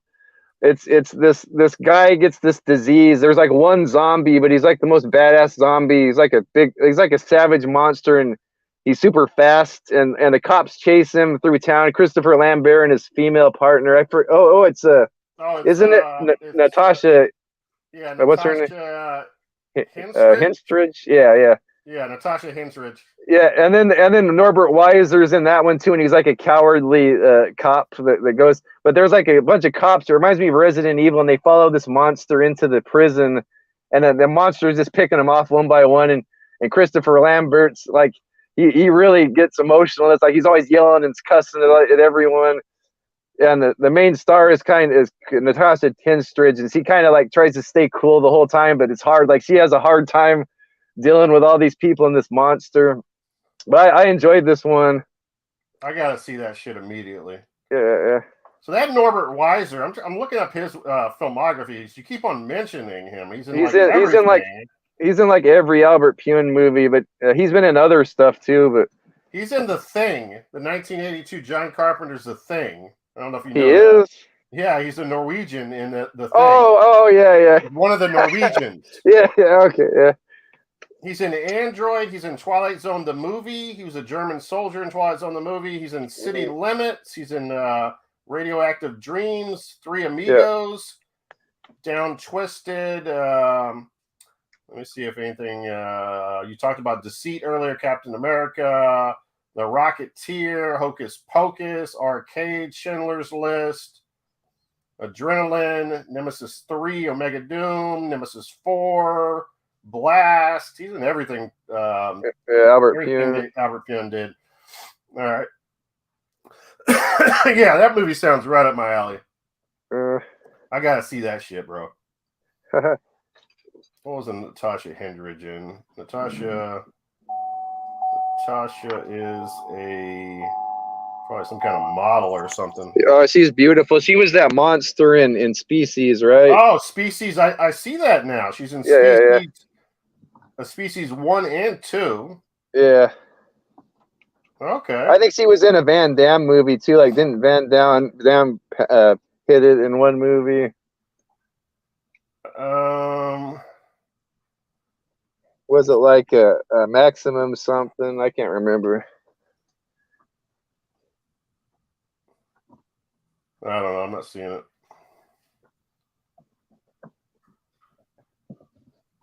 Yeah, and there's a.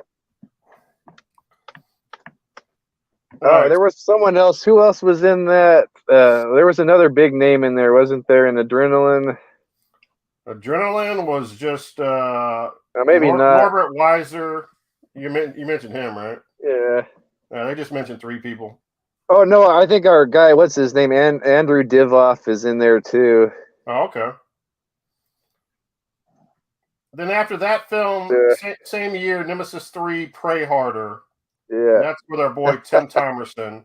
Yeah, and I actually really like that one. I think that's his least favorite one. He didn't have much good to say about it, but that was like the one I liked the most after the original. I mean, I enjoyed all of them, but I just hated on a little bit. But I mean, Tim Thomerson, he's an asshole in that film, but he plays. He is. He's a real fucking dickhead to everybody, man. But he plays it so good, man. I fucking love it. He's he's like right next to their face, just talking shit to him. Yeah. And that one guy talks shit to him like, "Oh, you're late" or whatever. And then he just keeps shooting that guy, shooting him, and then kicks him off the truck, and then he keeps shooting him. Oh yeah. He was a prick in that movie. But I don't know. Those movies are so funny. It's like, I don't know. They had all those they had a bunch of other female bodybuilders in there too that were trying to kill Sue Price. Yeah. Because which is the one where they wouldn't show the creature at all? Like they kept that was part 2, yeah. And then at the end, like they showed them, and it was like badass, like the very end of it, And Nemesis 3. Fuck, I don't even remember. What was the creature in Nemesis? It was just Tim Thomerson and his goons trying to get her, but then that monster came back, but it turned into a girl. Oh yeah, it was like CGI effects and stuff. Yeah. All right, let me see. All right, now this is a movie that Tylord just recently watched, I think, for the first time. And a badass chick is in this movie, and this is not the only movie she's in. I heard she's in some other cool shit. Ravenhawk. Yeah.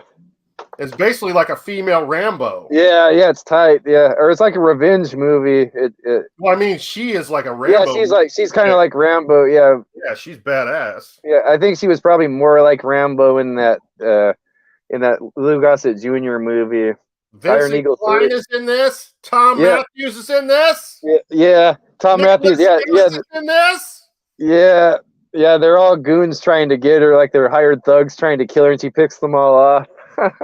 John Enos III is in this. Oh, that guy that plays Walter Peck from Ghostbusters is the bad guy. That's funny. And that one guy that plays Q is in it. I can't think of that actor's name. Like Star Trek, the show, Next Generation. But that, it's a cool there was this evil, corrupt company that's wanting to build this toxic waste disposal factory on this Indian reservation, and the Indian elders don't want anything to do with it, so they end up killing them off. And one of them is that girl's family. They kill her family in front of her when she's a little girl. It's kind of a dark scene. Oh, okay. And then they drug her, and they act like she's mentally handicapped, and they send her off to an asylum, and then she goes to prison for many years, and then she's like working out the whole time in prison, getting jacked, and then they finally are transporting her somewhere, and the van crashes, and she escapes, and then she just starts picking off those guys one by one. Who doesn't like an Indian revenge movie? They're always good. You always want to see the Indian get revenge. Yeah. I always love it. Like the Creep Show one with that's another one you just mentioned. The wooden Indian coming to life and getting revenge and stuff. Man, I just love that shit. I eat it up. Anything with like Indian burial grounds, I just love. Yeah. Like that movie that I was telling you guys about before. What's it called? The Cellar. They're like drilling. They're looking for oil but it's an Indian burial ground. So they're Indians and stuff. So that's how the cellar monster ends up coming out of Oh, the ground. crazy! Yeah. Yeah, it's fucking badass. All right, so I want to see. So what's her name? That's Rachel McClish. Is that her name? Yeah, yeah. She's like a bodybuilder, right? I want to see because I know she was in something badass. Yeah, it says bodybuilding Iron career. Iron Eagle 3. There you go. That's Yeah. okay. That's what I need to see. Yeah, that's the ones where she's really like Rambo, like a female Rambo, and that she's actually really pretty. I'm not saying Sue Price is not pretty, but her body is so masculine. But this girl like is feminine looking, like she's beautiful, but she has big muscles and like a fitness model. I feel like I should have watched like all the Iron Eagle movies, but for some reason I feel like I haven't. Yeah, I think I've only seen the first one. It might just because I'm like holding on to it and I don't want it to end. Oh, I know. Like yeah, you know what? I do that with certain stuff in my life, but yeah, Tiburon sent me Iron Eagle 3, I think, or 4. Yeah, yeah, 3. That's the one with her in it. Oh God, I need to see these films because now I'm hearing good things about these movies. Like, yeah, and it's John. Like a bunch of old guys getting together, retired and stuff. Yeah, and they're getting into the planes and going after and going into like a battle against other country and stuff. Yeah, and it's John Glenn, that Bond director, my favorite Bond director. Oh yeah, that's right, that's right. All right, it doesn't show any other films. Okay, but that's the answer to that because I remember someone mentioning that. That was the answer. Okay. Yeah. Now that Ravenhawk was an HBO film. Oh, really? Did not know that. It was distributed by HBO, and HBO was a production company. So that was one of those back when HBO was a big thing on cable. I got to take a leak really quick. You go ahead and go on. Ahead. Yep, go ahead. Super duper. You still in here, brother?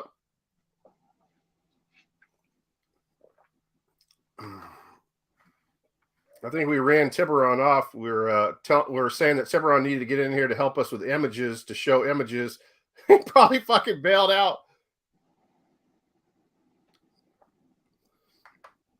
We can add people to the stream. We're just trying to get this thing started in the right way with two people that are absolute nuts over Albert Pyun and two people that are nuts over shark movies and cyborg films. You know, this guy is like just off his rocker when it comes to shark movies. So wait till he starts talking about this. You think he's talking a lot now.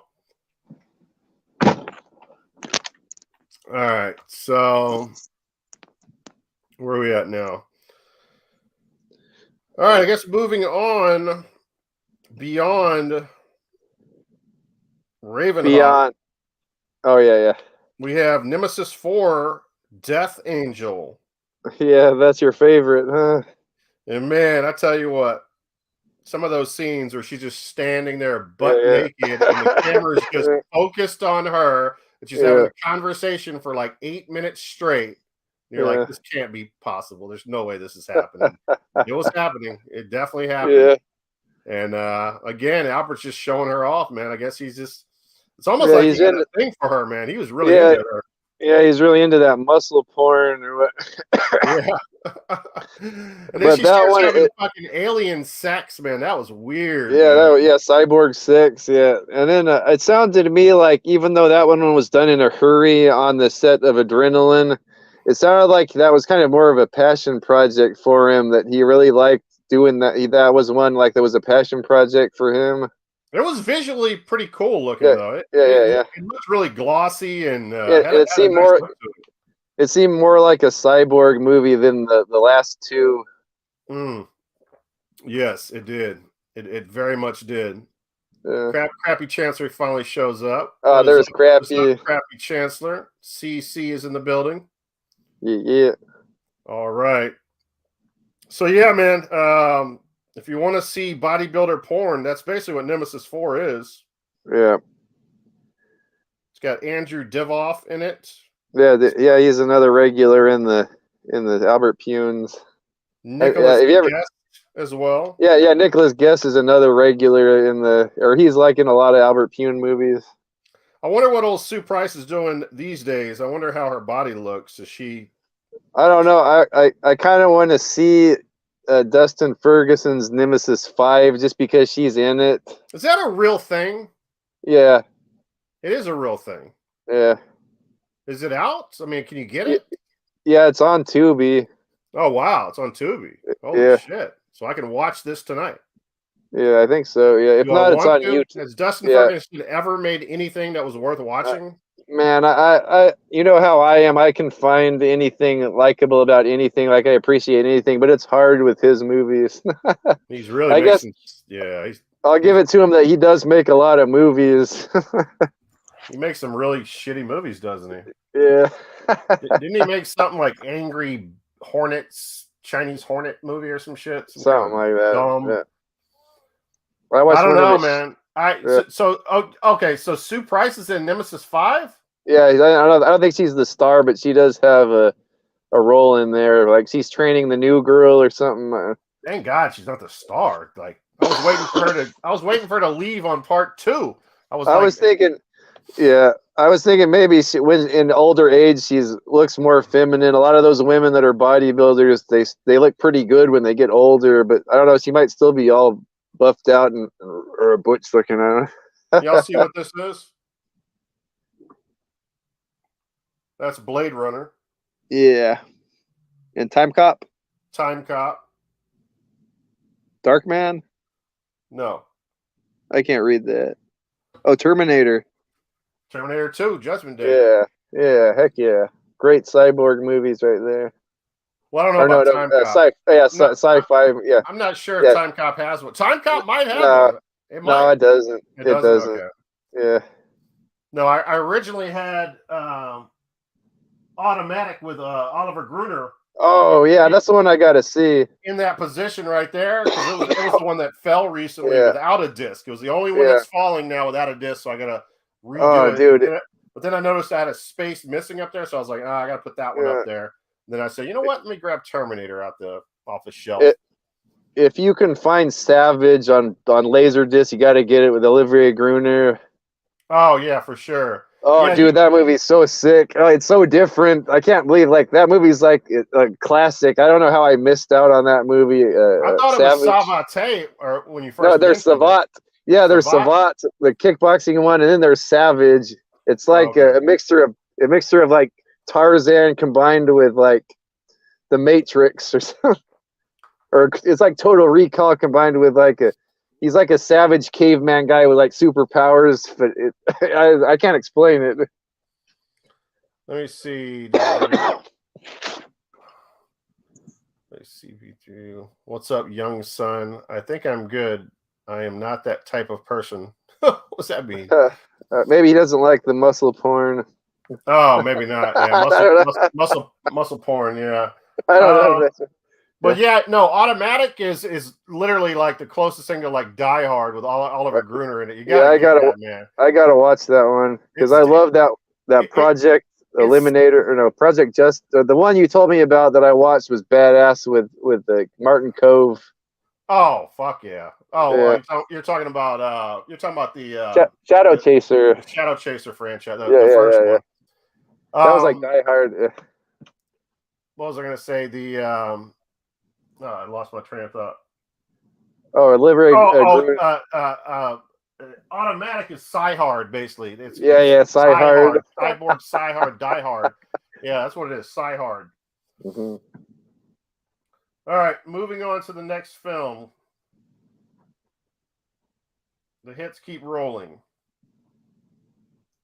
1997, we go into a different year. Finally, after a plethora of movies in 1996, we have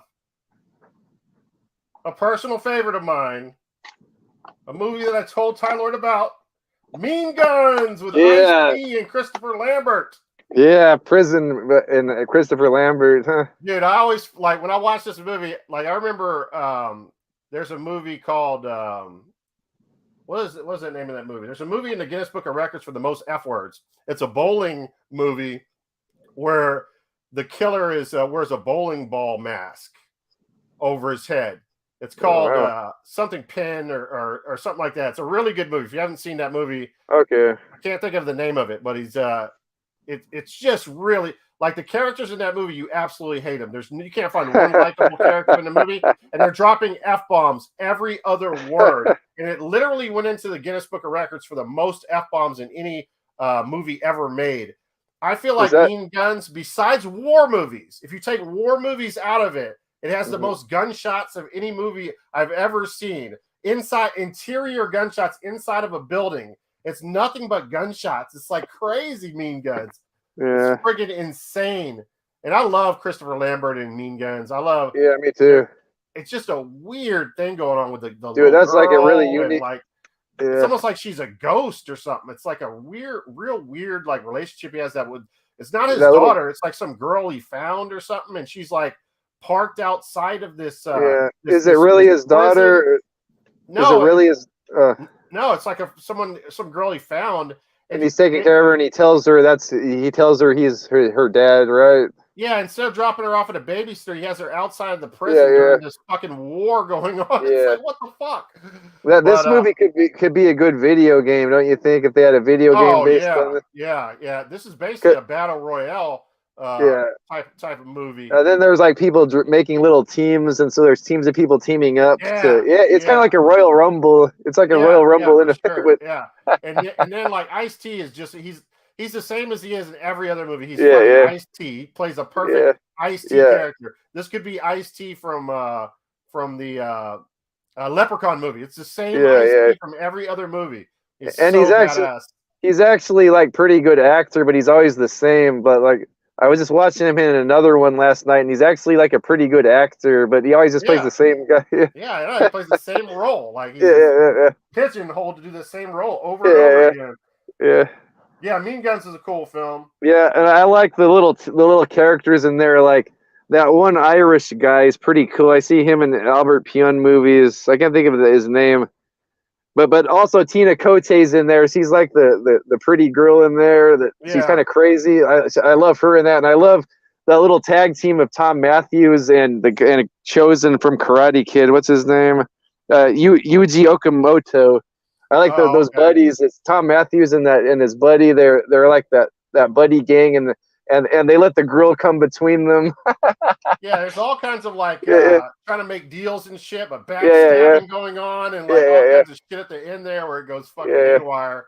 So funny. Yeah, cool Albert Pyun film for sure. Yeah, I don't have a standalone of that, but I have it in that Ice-T pack. And I'm sorry, I'm not organized. My collection's not organized enough. I don't have any of my those type of films in alphabetical order. Only my horror stuff is in alphabetical order. I had to dig all these out, and I think I missed a few of them. Let me see. I don't see it. Let me see if I can see Mean Guns.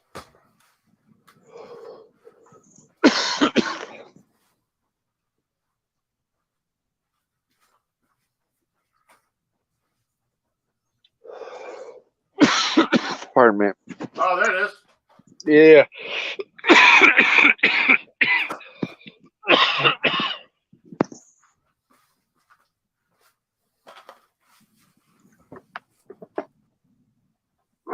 There you go, bitches. Yeah, that's how you do it. Mean Guns. Ice-T should have been in a Highlander this is a crisp movie. and clean fucking copy too. Yeah.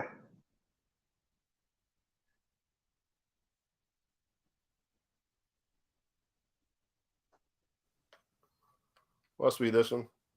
Yeah. Okay, I can hear you now. Cool. Christopher Lambert, Ice-T, Mean Guns. Mayhem is good. Yeah. Sparks fly when real killers collide. 100 assassins, 1,000 guns, $10 million. That's what they're fighting over, $10 million. Yeah, that's right. All right. All right, what's next on the agenda here? We got... Oh, shit. Lost my place. Why am I on Rotten Tomatoes now? Where's my Wikipedia at?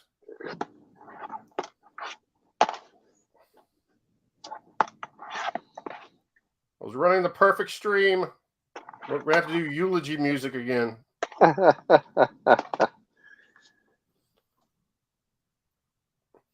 was telling Super, I think Tiburon ran off and shit when we said that we're going to get him in here just to show images. He probably got pissed. Yeah. I'll let him in here, man. We just wanted to get this party started, you know? Yeah. Because we're fucking nuts over this type of shit. We got to have our boy Shark Boy in here, Tiburon. Yeah, I did get him to watch Cyborg, and he liked it. Oh, good, man. Yeah. All right, let me pull this back up again. All right, where were we at? Okay, Mean Guns. The next movie is a movie I don't know anything about. It came out the following year, 1998, Crazy Six. Yeah, I got it. Oh, did you tell me about this movie? It's got Burt Reynolds and Yeah. Ice-T in it, baby. Yeah. And this is another one Rob like in Lowe? Yeah. Mario Van Peebles? Yeah, yeah. And Tom Matthews. I got to get this already. This is a weird one. It's I think it's sci-fi, but it doesn't really feel sci-fi. It's like in the future, and it's in this European city, and there's a lot of drug. It's this little community that's heavy into the drugs, and there's gangs. Like there's two drug lords, and it's Mario Van Peebles is one of them, and Ice-T is the other one. And Rob Lowe is the star. His name is Crazy Six. Look, this movie is so crazy. They have the print upside down. Oh wow, that's how weird. It's not. I hate that when one movie has the print the wrong way. Almost like foreign releases do that sometimes. Yeah, but it's Burt Reynolds is like in this European city. He's like this cop, but he seems like a sheriff, like a cowboy sheriff, and he has like a Texas accent. And he's like a pretty cool character. And Rob Lowe is this drug addict, and the gang lords are trying to get him for some reason. He has his drugs hidden somewhere. And he meets up with this girl that performs at a bar. And she's trying to get out of the city, out of this lifestyle. She has a little girl. It just kind of drags on. It's not really my favorite Albert Pyun movie, but it has some cool lighting effects and visuals. And it has fun little characters. Like Mario Van Peebles is pretty funny. And he always has this little chihuahua he's playing with. It's been a while since I've seen this, yeah, but it's not bad, but it might not be my favorite Albert Pyun. What's your favorite Van Peebles movie? Jaws 4. No, that's what I was going to tell you for sure. Yeah. It's either that or New Jack City. Yeah, or that, or I do like what else? Highlander 4, is it Highlander 3 or 4? He's in. I don't know. I've never seen those. Oh, Exterminator 2 with him. Oh, is he in that? Yeah. That's on what else? Tubi, there's Amazon, something else. There was another thing I really liked with him in it. I can't think of it right now. Yeah, I've never seen Crazy Six. I got to see this shit. Yeah. I got the feeling it's not that good, but I'm gonna check it out. Yeah, there's no cyborgs. Like maybe that would have pushed it over to make me really like it. It's a futuristic movie, but there's nothing really sci-fi about it. It's just like this. I don't know. It's after a war. I can't remember quite. And there's this city in like an Eastern Bloc European city, and it's really heavy with the drug. Like the drug kingpins run the place. It says a decade after the fall of communism, a section of Eastern Europe known as Crime Land becomes a trade route for drugs. Yeah, that's weapons. It. Yeah, Billy Crazy Six and his friends rob a plutonium deal involving Raul in order to obtain money for their drug habits, and with the aid of Dirty Mayo, who cheats them out of the money in the end. Raul is given 48 hours by his boss to recover the goods and begins by hunting them down at a local club, injuring the singer Anna and killing Andrew's girlfriend Valana. Yeah, it was plutonium. I forgot if it was drugs or plutonium or whatever, but the drug bosses were trying to get. And then the next movie, which you can tell Tylord's a total Albert Pyun nut because he's starting to watch movies that are not even cyborg films or action films. Post-Mortem. Yeah. That's the one I forgot in the house. This doesn't even have a picture of it on here for some reason. That's weird. I forgot that one. Dang it! I just got that too. I just ordered it. It's got Charlie Sheen in it. Yeah, and it has was that filmed same. in Glasgow, Scotland. Yes, I don't know if you know yeah, that. yeah. The only other guy I really recognize is that guy from Mean Guns. Yeah, that Scottish guy from Mean Guns. I wonder if that's Stephen McCole. It might be him. He's a pretty cool actor. But that movie's pretty badass. Like, it's a really good suspense mystery. I thought it was going to be something supernatural, but it's not. It's like a serial killer mystery movie. But it's set in Glasgow, Scotland, so it kind of feels like a big city, but also quaint at the same time because it's Glasgow, Scotland, and what's his name? Charlie Sheen is a retired. He's like a serial killer, profiler, and novelist. And he's blamed for he's got to clear his name, right? Because he's blamed for killing. Yeah. They think it's him at first, but the guy is really weird that kills them. Like, he kills these young women and he doesn't rape them, but he strips them naked and poisons them somehow where they don't have any physical damage on them, and he props them up somewhere and he likes to cuddle with them. But it's a really weird killer. But eventually they get Charlie Sheen to help them, and they can't stand him because he's kind of pretty much like real Charlie Sheen. Like, he's always taking pills and he's drinking and he has the hose shit, over. I was going to say, is it Tiger Blood? Fucking Charlie Sheen. And he has like a woman over. He's pounding every night. He has this cool little house on the outskirts of Glasgow. But they end up having him help him with the case, and he's like super sharp. Like, he pinpoints like how to find this killer.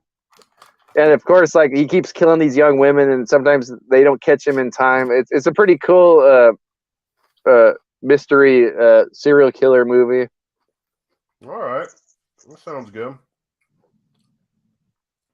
Then the following year, they come up 1999, a movie called Urban Menace. Which one's that? Is that Holy shit, man! This looks so fucking bad. Yeah, I want to see that one.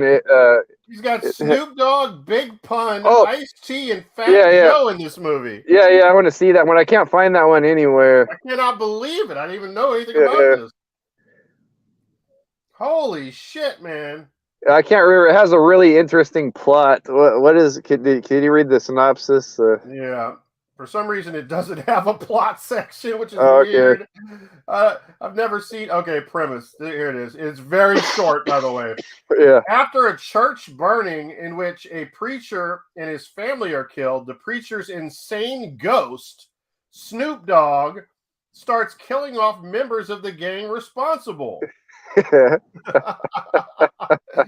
So it's basically like fucking what is that other movie that he's in? Snoop Dogg's House of Horrors or something like that. Oh god. This is gonna be interesting. I might have to get this too. Yeah.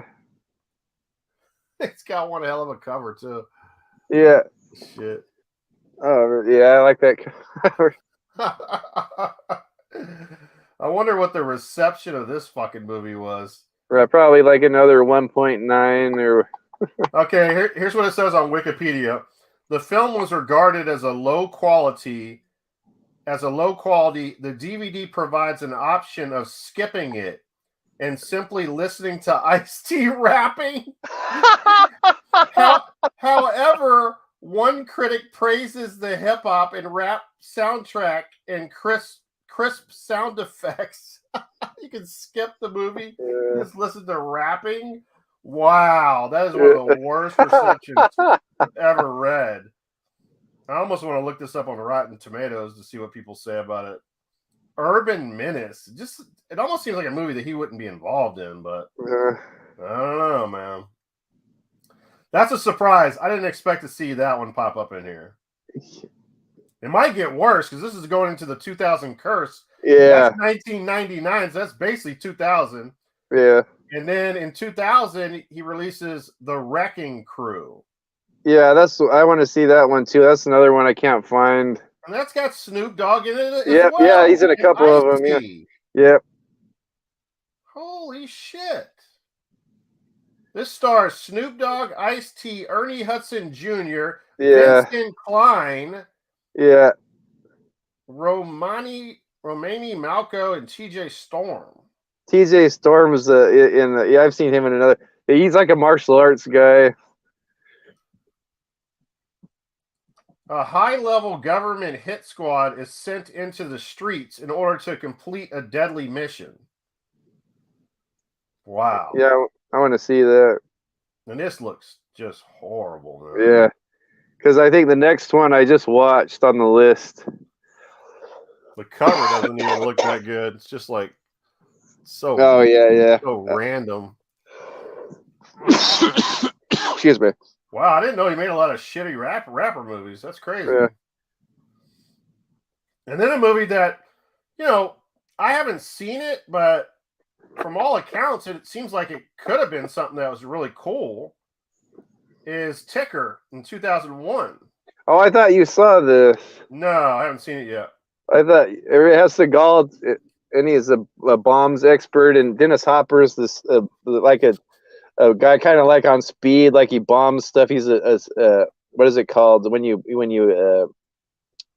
he blows stuff up? He's like a terrorist. Oh yeah. He's like into this Irish gang, and he blows stuff up. And what Tom Sizemore is trying to get to him because he kills his partner. And Seagal is like the bombs expert, so they always try to defuse this guy's bombs. And the girl in there is really attractive. It has kind of like a twist plot at the end. You haven't seen this? No, I know it has Nas in it too. Yeah, he's. I think he gets killed off pretty early, but and Ice-T's in this too. He has like one little brief role, like he's just a random commando, that one of the bad guys, one of Dennis Hopper's commandos. Like he's just like in it for like 3 minutes.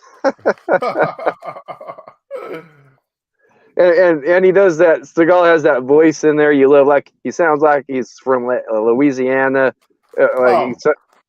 Oh God, I hate that voice. I hate that shit, man. Sounds like a black guy from Louisiana. Yeah, he's like he's trying to be a black guy from like the South. I enjoyed it though. It's probably not my favorite Albert Pyun movie though. But does Steven Seagal sit down while he's while he's trying to detonate? While he's trying to stop, take the bombs and stop them? Is he sitting in a chair, or is he actually? Yeah, pretty much. Yeah, he does have a few fight scenes, but it's like way worse than ever. You just see him up close doing this, then you see a guy fly through a window, and you just see him go like that, and a guy flies. Which there's a lot of other Albert Pyun movies that have really cool fight choreography, but that's not one of them. No, So Albert Pyun has had Seagal, he's had Van Damme, Olivier Gruner, any other big like martial art names? As the star. Pyun? Yeah. Fuck, I don't know. Yeah, so he's had Van Damme and Seagal though. Excuse me. Has Seagal and Van Damme ever been in a movie? No, they hate each other, I guess. I guess they were writing a movie to be it ended up being like Van Damme and Scott Adkins or something. But there was supposed to be a movie with both of them, but it didn't. Nothing ever became of that. That would have been cool. They were like fighting each other and shit. Yeah, I guess don't they hate each other, or there's like drama between? They do. I remember Seagal used to go on Arsenio and talk shit about Van Damme and all these other guys that were actors and stuff, saying that they're not real mixed martial, or they're not real martial artists. All right, so we're getting to the end of this here. In 2004, look, this is the first time this guy took a 3-year break, basically. Yeah. It came out with Max Havoc, Curse of the Dragon. With your boy David Carradine. Oh my God, I have to see this. It's got Carradine in it, and it's got hot chicks on the fucking cover. Yeah, there's all kinds of hot chicks. I think you liked it when I was trying to imitate. You got it. Yeah. What were you trying to imitate? When I was talking like the chicks, you like my gay voice. When I was, Oh God, yeah. that is hilarious. But the main guy in there, oh, he's a martial arts guy. I've never seen him in anything but these two Max Havoc movies. That guy Mickey Hart, he's like some kind of European, some kind of foreigner. He has like an accent, like he's from like the Netherlands or something. But he's like a pretty cool martial artist. This guy here, he's the star, and this is about like a Chinese martial arts mafia steals this jade dragon from another gang led by David Carradine, and they run away to Indonesia, wherever this is at, and they're trying to hide it. Oh, and what's his name? Richard Roundtree's in this, and it's about this guy. He's a photographer now. Like he photographers like sports, and he gets involved with this dragon thing, and these hot females, their sisters, they end up having the dragon, so the mafia is after them, and also Richard Roundtree used to be this guy's corner man when he was a boxer, when he was a kickboxer. Oh shit! I don't want to explain the whole thing, but it kind of seems like one of those crappy 90, like something Hulk Hogan would be in. Let me put that sad music on again, and I want you to do a eulogy with the. We lost him. Oh, are you back? Yeah. Are you back? Oh, we lost you for a second. Yeah. Hey, so I'm gonna put the sad piano music on. I want you to do a eulogy with the gay voice, the gay female voice. Okay. No, do an Albert eulogy with the gay voice. Yeah. I love when you do that, man. That's the best. Give us a little bit of it. Thank you, Albert Pyun, for putting me in your movies. I love showing off my breasts and my body in your movies. I love that scene. I love that scene where I got raped. It was so fun. Thank you. Oh Lord, I gotta see that fucking. Yeah, Carradine's in it. He doesn't really have that big of a role, but he has like a important part in that. I like Carradine in movies where he doesn't have an important role, and all of a sudden he starts acting out this scene so dramatically and like trying to take over the movie like he did in fucking the last movie, like Kill Bill. No, you know, I haven't seen Kill Bill in a while. I forgot about Kill Bill.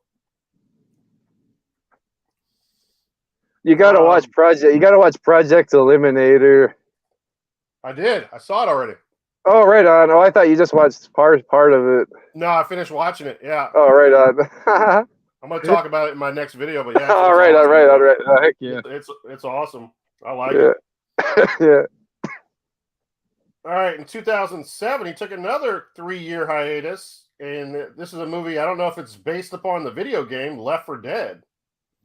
That's one I haven't seen. Oh, that looks like a Western. Yeah, it's a Western. I think it's a zombie movie, right? Or a vampire. Oh, that'd be badass. Let me see here. In Mexico in 1895, Clementine Templeton is obsessively tracking the wanted man known as Sentenza for deserting her and their infant child. In her travels, she happens upon a gang of former prostitutes led by Mary Black, whose young daughter was also impregnated and abandoned by Sentenza. Let me see. They eventually locate their prey and corner him in a remote ghost town called Amnesty, which is haunted by vengeful ghosts of slain preacher Mobius Lockhart. Wow, this sounds crazy.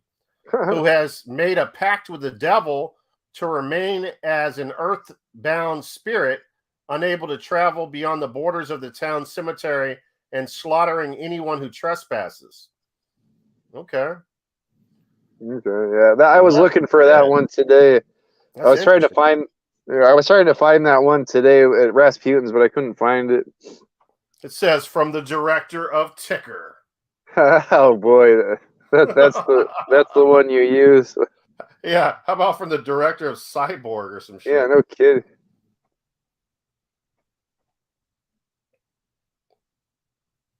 It says something at the bottom. I can't read it. Oh, Saw meets the. Let me see. Saw meets spaghetti westerns. Okay, I gotta watch that. Yeah, I'll check that out too. Then 2008, Road to Hell. Yeah, have you? Oh, that I want to get that on Blu-ray. This was inspired by Walter Hill's Streets of Fire.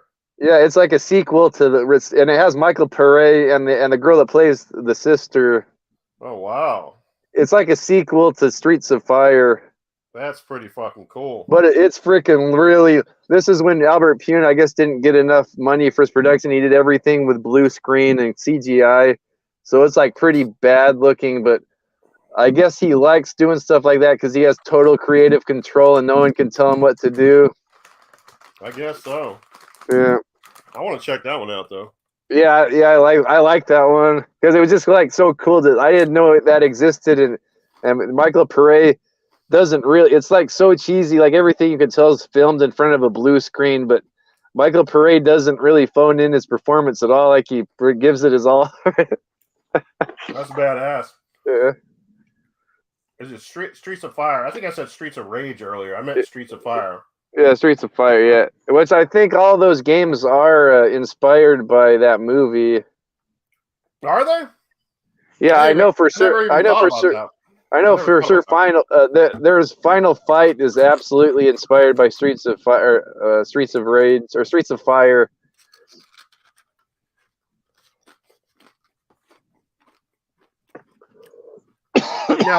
Now, what's his face is the bad guy in Streets of Fire. Yeah, Willem Dafoe. William Dafoe is amazing in Streets of Fire. Yeah. Fucking love him in that film. Yeah. Might be one of my favorite roles that he did. All right, 2010, we got Bullet Face. That's the one I haven't seen either, or another one I haven't seen. It's got an interesting cover. It's just a chick putting a gun in a guy's face. Yeah. Bullet Face. Theatrical release poster. We got Joe Ball, Nelson Carpenter, Ron Ladesick. I don't know any of these people. Mm-mm. Oh, no, I'm sorry. Those are producers. Victoria Marett, Stephen Bauer, Morgan Weiser. I wonder if that's the brother or... Yeah, probably his son or something. Eddie Velez, Scott Paulin, Jenny Dawn Paulin. Yeah. I think those have been in a few later Albert Pyun movies. Dara Marin is a DEA agent who gets dragged into a seedy underworld of California-Mexico border, smuggling in an attempt to protect her younger brother. During a drug deal gone bad, she ends up shooting and killing an undercover ATF agent and is arrested. She's convicted and incarcerated inside a penal colony just outside of Tijuana. Well, that can't be fun. Oh, you know, Mexican prison. That's that's not fun. All right, so Bullet Face. Yeah, that's one I got to see. It says the screenplay was written by Randall Fontana, who had previously. God dang, yeah, chip in my throat.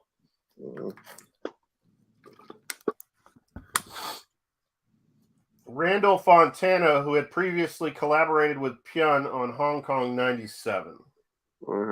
That's another one I got to see. So I got to make a list of the ones I haven't seen. It's probably about 10 or 15. Are you still there? I can't do it alone. How do I let him back in?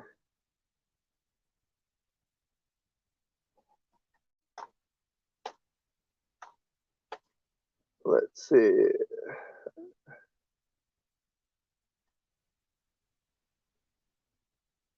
How do I let him back in?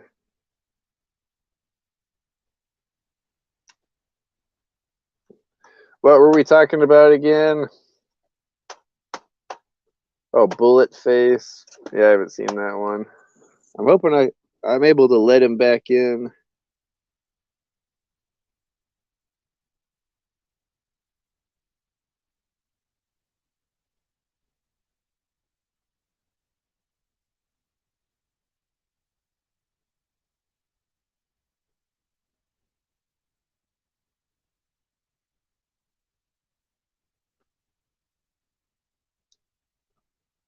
He must have lost the internet. I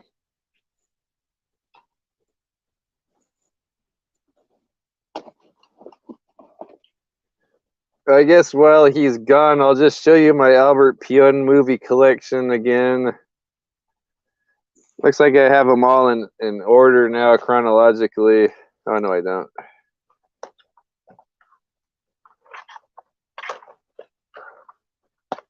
Cyborg, fantastic. Alien from LA, not so fantastic, but I like it. Journey to the Center of the Earth.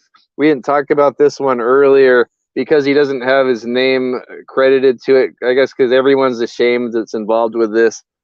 This was this movie. The director walked out on it or was left the project, and Albert Pyun came over to take over to finish it, and also he was also making a sequel to this, Alien from LA.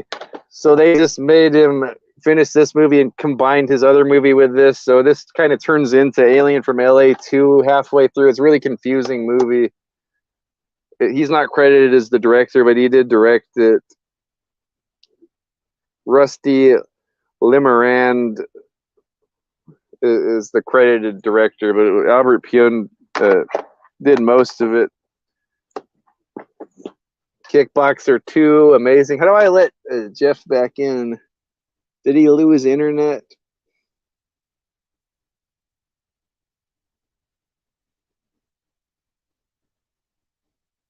I think he'll pop up over here and I can let him back in, or I don't know if he can let himself back in. Arcade, fantastic. Kickboxer 4, fantastic. Also, check out Kickboxer 3. That's not Albert Pyun, but it has Sasha Mitchell's in it once again. This one kind of goes off the deep end, like it turns into Rambo. Like there's a lot of shooty action. Who's directed that? Directed by Rick King. Kickboxer 3 is pretty decent. Omega Doom, fantastic. And then not Albert Pyun, but Blind Fury is a great 80s action movie. Really feels on par to me. It's been a while since I've seen it, but it really feels on par with like a Van Damme or Seagal or Schwarzenegger movie. The Blind Samurai.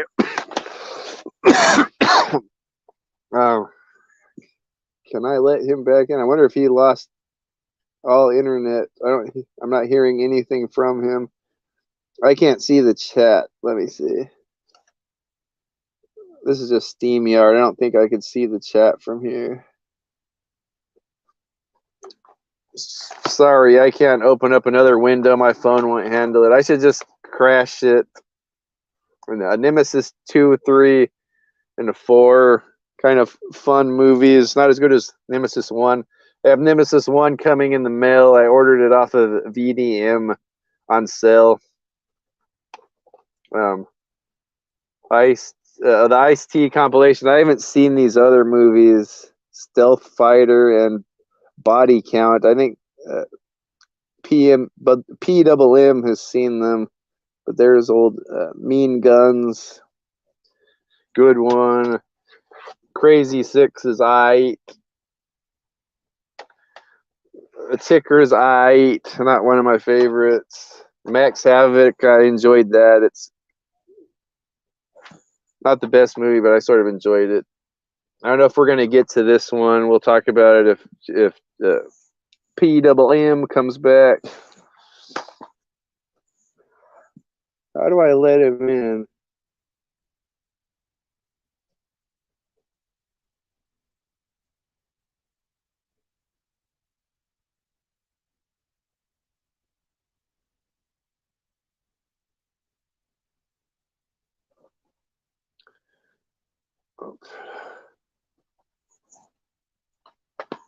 I'll give him a few more minutes.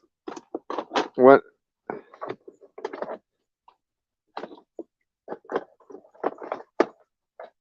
I guess I could text him. I might just shut down the stream completely. Every time I try to open another window, I get locked out. I don't know if he just wants to start a new one. Check out my cyborg movies. Okay, let me.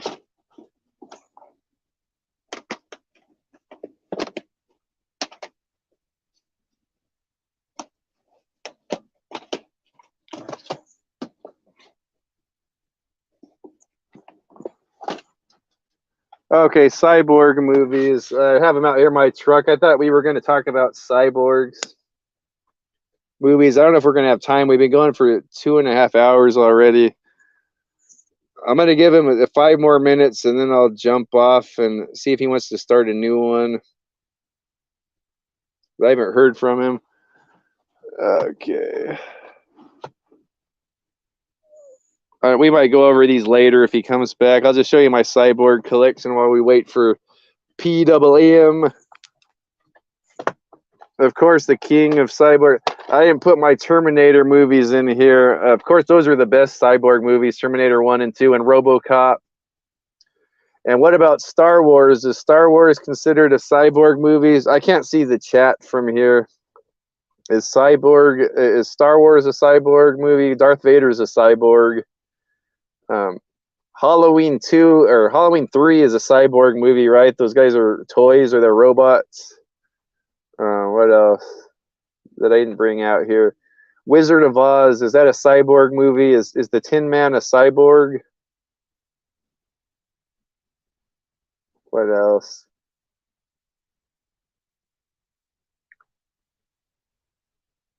Oh, I was saying Live and Let Die, the Bond movie. Tee-hee, that character has a robot arm, like a robot prosthetic arm. Is he a cyborg? Is Live and Let Die a cyborg movie?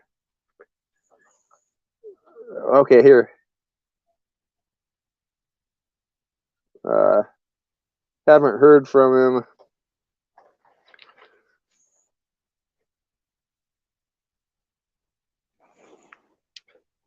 But as far as the other cyborg movies I have, here we go. I know PWM has way more than I do, but here's Cyborg. We just talked about Cyborg 2 with Jack Palance, Angelina Jolie, and the guy that plays Casey Jones from Ninja Turtles. And then Nemesis Collection. Where is he? Yeah, I don't see him waiting over here.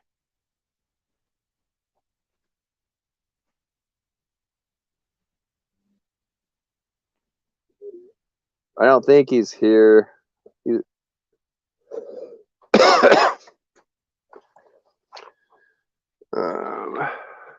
Okay, the Universal Soldiers. The original. That's a Roland Emmerich movie. And then here's Universal Soldier, The Return with Michael J. White and Goldberg are in there. And then these two I thought were really good, Regeneration and Day of Reckoning. Really good for new movies. Scott Adkins in Day of Reckoning. I thought those were really good. I don't have Universal Soldier 2 and 3, the made for cable movies. Wait, where is he?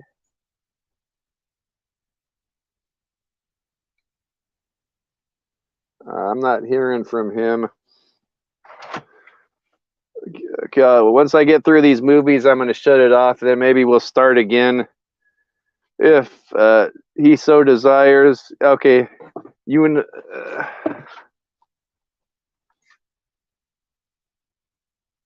oh, I missed a few of them. These aren't my entire Cyborg collection.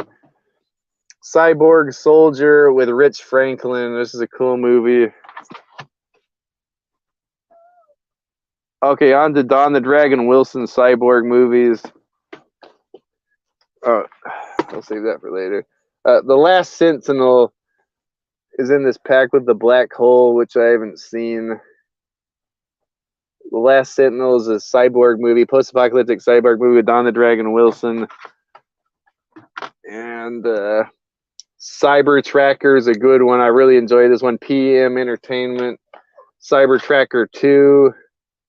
Love that one too. And here's a great Roger Corman produced one, Future Kick with Don the Dragon Wilson. And Meg Foster's in here. She's like the lead character. This is a cool one. One of Don the Dragon Wilson's early movies.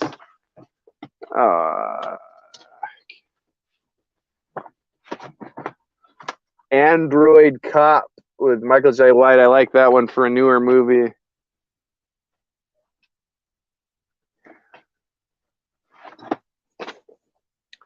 A Terminal Impact, which is Cyborg Cop 3, and Cyborg Soldier, which is Cyborg Cop 2. David Bradley. This one has Frank Zagarino and Brian Ganeese. These are both really fun movies. We might go into those in more detail later. I don't want to keep going with Albert Pyun without Jeff. Sci-fi pack with T-Force. That's the only one you got to care about on there. T-Force with Jack Scalia and Aaron Gray from Buck Rogers. Really cool cyborg buddy cop movie, kind of like Android Cop. Termination Collection. These are good, great ones. Shadow Chaser, Cyber Vengeance, Stormtrooper, Star Knight. I haven't seen, and Running Delilah. I haven't seen that. Terminators is pretty fun. Apocalyptic cyborg movie, and Hologram Man, which is sort of a cyborg movie, which I enjoyed with what's his name, Joe Lara, and Omega Doom, of course, another cyborg. I'm gonna end it right here, guys. I can't read the chat, and I can't hear from. I haven't heard from Jeff. I don't want to do any more Albert Pyun without him. So on behalf of the PWM, shout out to Albert Pyun for many years of entertainment, being a hard worker, working on all those movies we've enjoyed. I think we got through maybe 40 of them. There might be more, but we'll get back to those later. Sorry I can't see the chat from here, guys. I'm just going to stop it, and I haven't heard from him. I hope he didn't. Nothing happened. Anyway, I'll see you guys in a bit. Thanks for stopping by. Sorry I can't see the chat, and I haven't heard from PWM, so we'll see you back later tonight, hopefully.